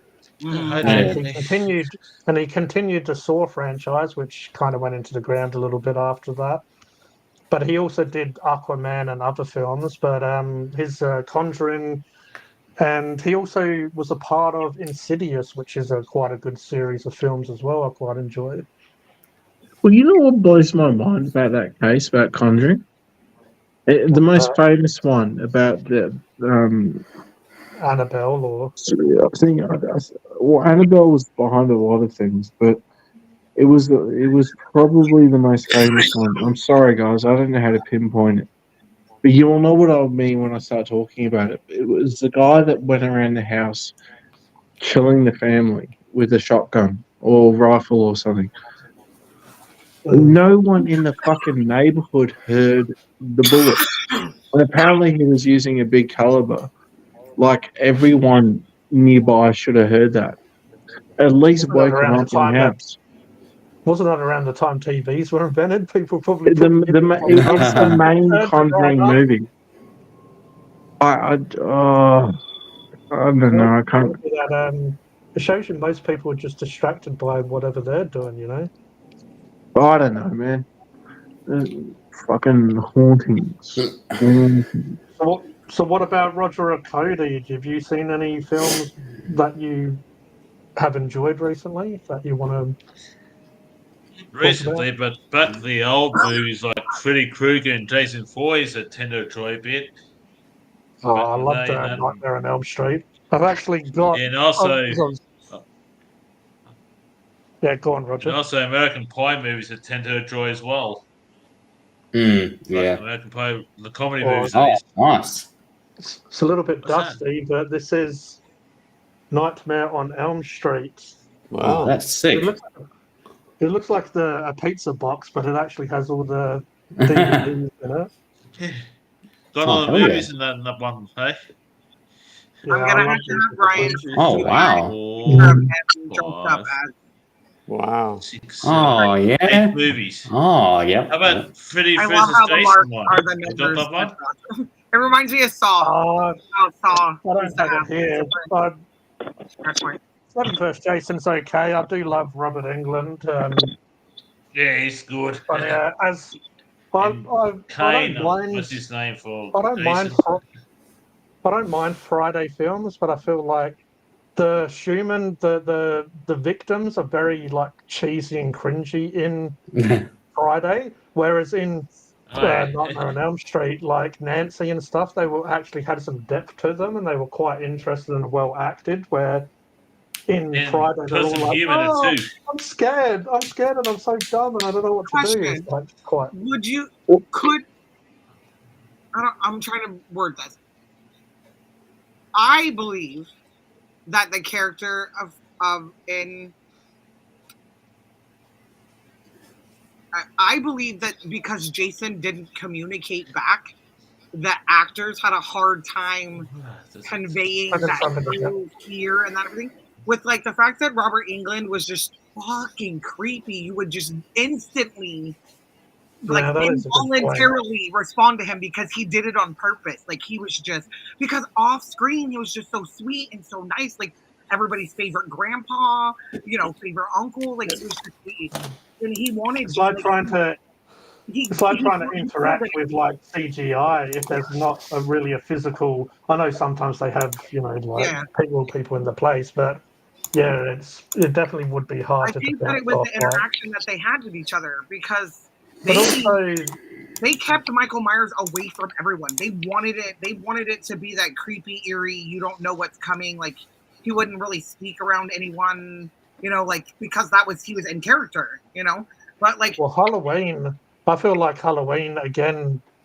It was kind of a mix between Nightmare and Friday because mhm, you had Michael who didn't really talk and all that stuff like Jason, but mhm. then the background characters like were decent in Halloween like they were in Nightmare.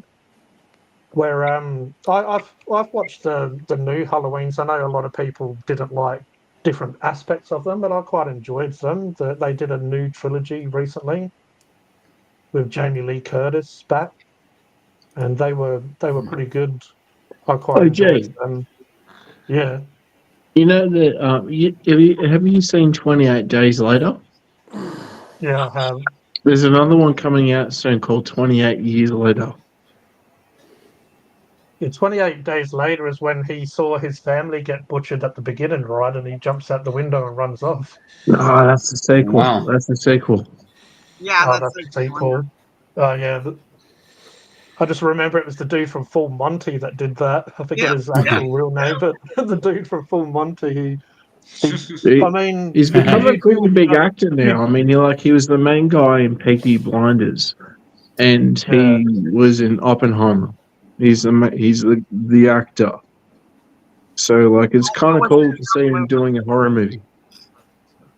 But anyway, it's coming back. What about you, Cody? You're up on the chopping block. Oh You no. seen any film lately that you? I know you watched bloody Shaun of the Dead the other day. I guess we could give Yeah, that that an was honourable mention.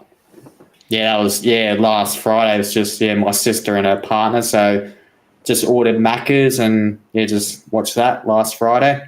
Yeah, really enjoyed it. Can't go wrong with that. I Oh bloody no, love Shaun of the Dead. It's one of those films that even though I've Yeah. watched it so many times, I still will watch it and get the same sort of reaction and laugh to the same jokes. I Like I still watched it yell the at the first same time. spot.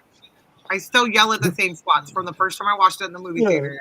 I still, to this day, is like, run, you fat bastard! Run! Draws the Screaming. same reaction every time. Well, let's all go to the Winchester and wait for everything to blow over. My How's that for a slice of fried gold? my You got your my Big Snacks? most recent Yeah. watched video would be I watched it actually waiting for the live to start earlier. I was like, I'll watch a That's movie. 28 weeks later. Um, it was Mortal Engines, and I'm a total like secret steampunk. I love the costumes, like the Victorian style clothing, but then like, industrial, machine mixed into it. And it was 100% that. 100% that. I loved it. And very much like do you guys remember the cartoon, the one where the guy is floating the boat? I can't remember what it's called. It's one of Brian's like favorite movies when he was growing up. That's funny, JK. Well, we've been wanting to do it for a while, but all sorts of stuff has happened since. But we still need to do the watching Spaceballs as a Oh group. yeah, And now they've confirmed that the second's coming out. It's even Oh more wow. needs to like Was that happen. Mel Brooks' birthday? Yeah. Have Yes. you seen Recently. that, Mark? Yeah. Yeah, he just had a birthday recently. He's like 98 or something like that. Yeah. Holy shit. Yeah. Hey, we've hit the 3 hour mark, so let's shut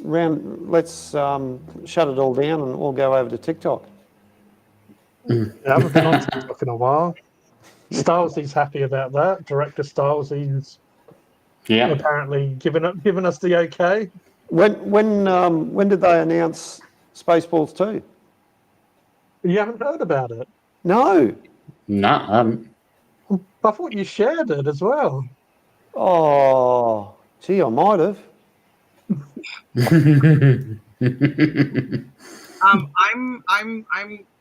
TV we watched is the new season of Shorzy, and I'm a big ball bag, so I cried at some of the parts because there's changes, but there is a guaranteed another season. So I just love it. I love hockey, and I love like the banter and the bullshit, but everybody's best friends afterwards. Like I love that camaraderie, like the competitiveness, but yet we're all out here beating the crap out of each other.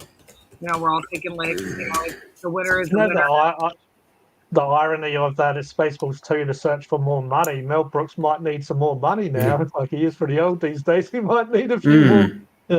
But it was this one is 13th of June, so not that long ago, and it says a Spaceball sequel is in development at Amazon. Josh Gade is set to star and will produce alongside Mel Brooks. That's what I'm saying. I want to know how they're going to. Brooks is getting that there, Mel Brooks. Because a lot of the characters wouldn't be around anymore. They definitely did leave it a little bit too long, but yeah, they did. 98. John Candy. Yes, it is. Yeah. Let's look at Mel Brooks' age. He's turned 98 yesterday. Mel Brooks. Oh, damn. Yeah. 98. Fucking me dead. Born in Brooklyn, New York. Wow. Born 28th of June, 1926. Holy shit. Holy cow. Holy. Because I know you Holy directed moly. Robin Hood Men in Tights, the yeah. Blazing Saddles, and quite a few other, heaps and heaps of other movies too. I still He's know. a good director in that. I still know all the singing parts of Robin Hood Men in Tights. So do I. I'm just stuck in your head for the rest of your life. And I now I'm in deep shit. It was such a good film. That's what we should do. Yeah, we made should, in 93. we I should was take 13. we should take movie titles and all of us tell our favorite version of said movie. Like, like your favorite Batman, your favorite Superman, your favorite Robin Hood. Yeah. I did actually like Disney's Robin Hood. That was. that's an interesting one. What's your favorite Batman? My favorite Batman? Yes. I'm gonna be a total dick and say the new one with Will Arnett as the voice of the Lego Batman, only because he's hilarious. So I like comedy. Yeah, a lot of people do I like Lego Batman. I've watched some of it with my nephew, but not sat there from start to finish. I really watched it. The truth, I liked the TV show. That one was my favorite. Probably would have to be Dark Knight, but I did like Batman vs Superman. I know that's controversial. A lot of people didn't like it, but I'm right with you, man. Batman vs Superman. That version of Batman was fucking amazing. Yeah, they definitely gave the impression that he could take down Superman, which was what you needed. Yeah. But Christian Bale, I did like Batman Begins, but I have to say Dark Knight just because Joker was in it as well. Yeah. I think that could be the argument in every one of those, is that the co-stars kind of change where they sit. If you just had to do it off the Batman, I like the one where Danny DeVito is the Penguin. To be honest, I'd probably have to say the best Batman film is Batman Begins because it shows his origins very well. But my favorite film, Dark Knight, is probably just because of Joker, really. So I can't really say it's my favorite Batman film. It's probably because of Heath Ledger as Joker was just insane, just so good. It's just so. What do you think of what do you think of the new Batman movie, Robert Pattinson? I actually liked it quite a lot. I liked Riddler in that. I feel like they showed Riddler well and Batman's detective side very well. That'd be like saying, what's your favorite Sherlock Holmes video or movie or depiction? But also when it comes to Batman, you can tell the different source material they've used. Like the new Batman with Robert Pattinson is obviously going into the more detective side, which is what DC is, detective comics. It's going in where Batman vs Superman is more superhero film, where it's going Yeah. into just beat the fuck out of each other. Who's the strongest? So it depends on what source material you're going by. Very And true. like Christian Bale, Batman is a very techie. It's showing like the technical gadget side of Batman. So like different source material is definitely taken for just like the new joke, like the Joker film. That's showing the comedy side, where Heath Ledger's Joker was a very different Joker. But they've all taken from obviously different source material, really. Because The at the comic. end of the day, there's a Each shitload of comics out different there. comic. Yeah, it's I just like I don't know. Ryan Reynolds takes Deadpool and brings him to life. Oh, That's all I gotta say about him. But watching the there's no trailer of other Deadpool Deadpool now. to kind of judge him on, but the comic book. So if there were like 15 different Deadpools, then maybe I could pick someone other than Ryan Reynolds. Because what if it was more of the darker, more, you know what I'm talking Yeah, about? like Deadpool, the origin Deadpool's was very more brutal, like more Mhm. bounty hunter, where they didn't have the humor as much. He was more like Deathstroke from Uh-huh. DC Comics. But also, the only thing with Deadpool films that I feel was missing, but it'd probably be hard to do, is he has all these voices in his head where he Yes. argues with himself, and he has like a very logical side, and then like a side where it's just like joking, and then you have the complete brain dead one that just says like boobies and stuff. Mm-hmm. They're all arguing on the comic page, and then like normally the one comes out with the most stupid shit randomly. And the only way they put that So- in the film was when they were showing the different steps of him becoming the Deadpool at the end. It doesn't really show. It's like with the first time, this is how I talked. The second time, this is how I talked. So, you know what I mean? The shit talking to Francis, that he's doing during this. Like that's when you're kind of seeing the image of his the way he's communicating. So yeah, no, I know that was I only have I could only get my hands on like 4 copies of Deadpool because I wasn't allowed. I wasn't even supposed to be reading it. I was 12. Um, but the one that I liked the most was the one where he would. I swear it was like 3 pages of him just talking shit to himself, and it was hilarious because I was like, I can relate to that. I can relate to how many times I've been like, "What are you doing? Why are you doing?" Ryan Reynolds is Canadian as well, right? And Deadpool's a Canadian character, which was nice little, not just always having Americans, no offense, playing everything. No, again, my favorite Sherlock Holmes is Cumberbatch. So I don't side with just the American version. I do actually quite like Robert Downey as Sherlock, though. He did a pretty good Well, yeah, job. but he was drugged out then, so it was a good one. I like him as Iron Man as a sober man. Just saying. Correct. Oh yeah, he did an excellent job as Iron Man. Yeah. Oh yeah. Oh no, both Chris Evans as Captain America was really good as well. He did a great job of that character. Say hi. Oh, look at that. No. This is Bach. He's not gonna get close enough. No, I have to pet Oh, your he's brother. beautiful. I have to pet your brother too. Dog. Friendly dog. You're not gonna let me. No. They're Rhodesian Dogs would love Ridgeback and Australian Shepherd mix, The but they look completely nice. different. Go, move. dogs have taken over the stream a Whoa. couple of times tonight. Go, Major. Major's real name is Major Pain in My Ass. Major Pain. Buck is Buck. Because Because when you're screaming at 6:30 off the front porch, it does not sound like Buck. Come here. Come here. Buck. That's brilliant. Major say. Remember. This one's Buck. This one's mine. He's little and he's all brown. No. And then Major's That's a like cutie. a big goofy looking pup. And he's about to He's jump a into lot more calmer, Oh yeah. a lot more They're, chill. Ridgebacks Coming have back.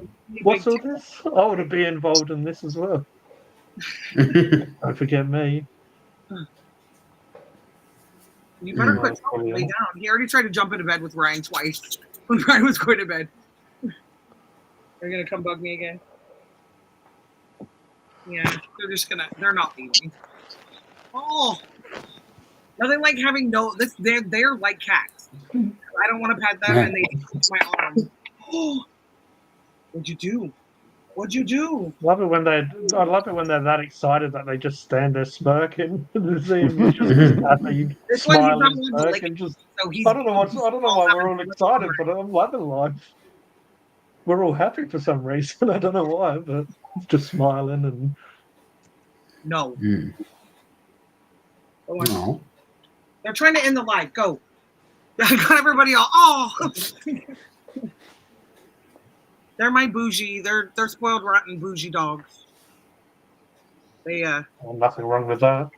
They definitely. The only thing we don't let them do is sleep in bed anymore because they would kick us out of it. They seriously will get in the middle of us and just push us both out of bed. When they were about 2 years old, we were like, no more, you can't. So, like Mark was saying, if I were to lay on the ground right now, they'd lick the crap out of me. So, lay down. Yeah. Down. And they think that they have like a hive mind. If you tell one of them to do something, the other one has to do too. Yeah, it's like, oh, he's doing it, and maybe I'll get a reward out of this as well. Yeah. Tell them to lay down, so they'll, they're like sheepdogs. They'll walk in a circle and sit down. Australian Shepherd. But the Ridgeback, they have barks that just sound like they're gonna eat your face off. This one's the one who talks, by the way. He's pouting right now because I don't want him to lick me.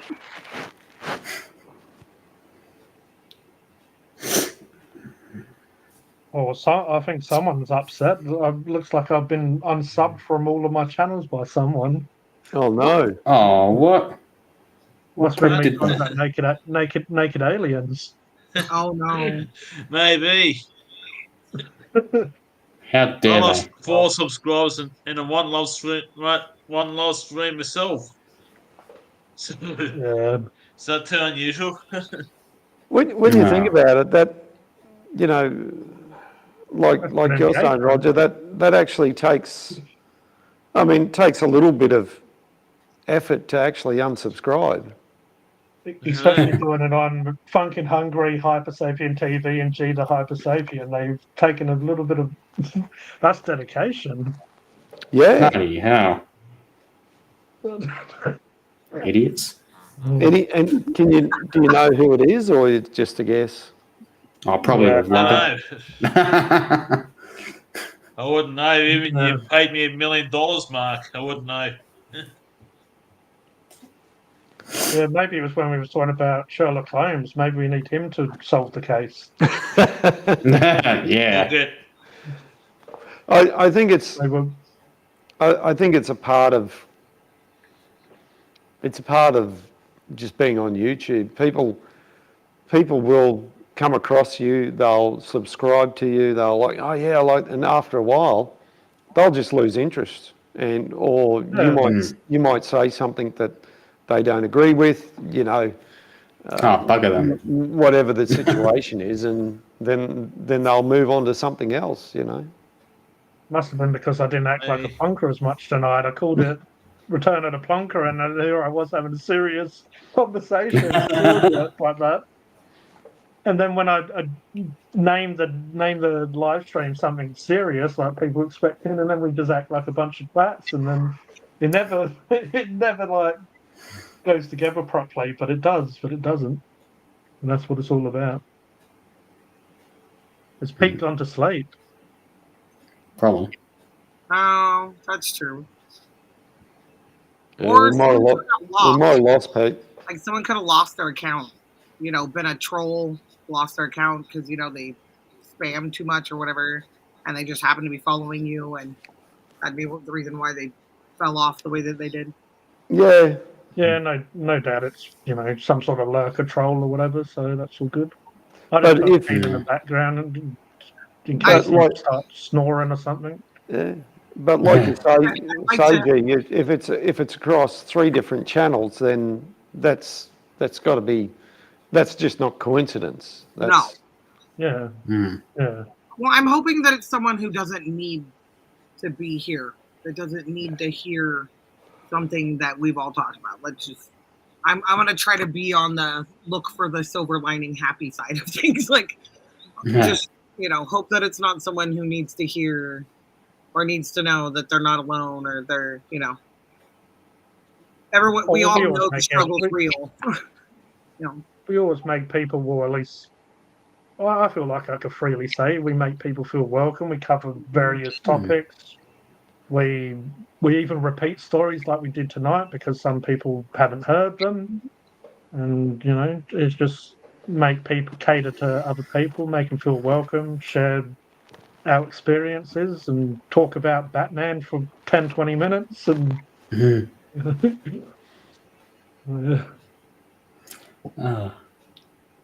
are we ready to wrap this present up? yeah. Yeah. And Put a bow on it. are we? Yeah, that's what I was going to say, Cody. Put a nice big bow on it after. Yeah. Put a to and from sticker on it. All right, well, I'll start off this little rowboat, and I want to appreciate Mark, Roger, Mrs. Austin, Cody, and a little guest appearance from Pete. And you're way too kind, Mrs. Austin, for giving me that dono. You shouldn't have. Much love to you. And for everyone that's a member of Funkin' Hungry, I went through it before, but shout out to everyone that wants to be a part of that. Maybe it was Pete that understood. That's actually true. He's like, that would be a really good plot twist. He's like, oh, fuck, these guys are annoying now. And stuff. Got the information he wanted out of us. They're But ignoring me. Appreciate everyone in the chat tonight. And yeah, as I said, big shout out to all the lovely people up here on panel with me. Everyone that joined in the chat. It felt good to come back, felt good to talk to everyone, and appreciate everyone for showing the support. And this is Hypersapien TV. If you go into Hypersapien TV, go to home, scroll down. I have all these people's channels on my homepage, so please go and sub to all of them. We could list them all, but there is, a good probably 10 of us now, different channels. So yeah, if you can go check out Mark from Mark Shed Talk, Roger the Pirate, and Robo5 Live, Cody the Aussie Alistair Fan Brony, I just rant already, and you can go check out Ryan's channel as well, Elk Creek Farms, PH Farms, Pharmaceuticals. Please go check them all out. They're all lovely people and support me and what I do here. There he is. Oh, speak of the devil. It's a rare sighting. A rare sighting. I waited until he started moving around to get online. That's why I was like, he's stretching. I'm getting on. So was that Bigfoot? Bigfoot sighting. We've talked about Bigfoots before, and not Bigfoot. That's Roger. if you didn't blink, there he is. The man. I'm awake and I'm alive this morning because he must have heard his name being called. It's his first day off in like 10 days. So yeah. Oh wow. We didn't give him a shout out. We didn't forget him. So no, yeah, you got the shout out. It's almost you 30 made an appearance that I've been working today. No, because that was shopping isn't day off. That was a bit of a Quincy dink. Yeah. Anyway, enough from me. I love you and leave you, and over to these fine ladies and gentlemen. Ladies first. Come on, Miss Austin. Hold on, say it again. Thank you for the shout out, guys. I appreciate it. He said thank you for the shout out. He's got to pee. He's running to the bathroom. Like, don't say it louder. He's a part of the crew, part of the family, part of the community. He does a great job for what he does as well. Yes. Well, I'd just like to say thank you very much for having me on here. Gee, it's great to see you back, mate, after you've gone through a difficult time. To the rest of you guys, thank you very much for your help and support, as I've mentioned before. And we'll just keep doing this from time to time. And check out, please come and have a look at what I'm doing. Completely different to what you see tonight. It's got to do with the stuff behind me. Go check out everyone else, see what they're up to. Different perspective on life, different ideas, different interests. So over to you, Roger. Make sure you subscribe to Mrs. Austin and her husband, Phil. Forgot what Ryan's channel's name called. Elk Creek Yeah, Ryan's Farms. channel as well. Also, Farms.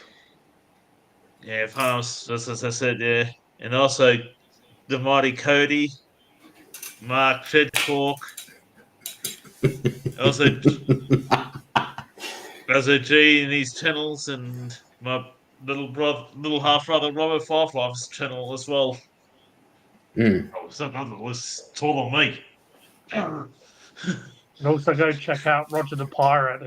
He's a lovely bloke and does some great content and does Oh, yeah. back in live streams. Don't forget to go check him out. He's basically the glue to our dysfunctional TVs here. He keeps us going. Wouldn't be the same without Roger.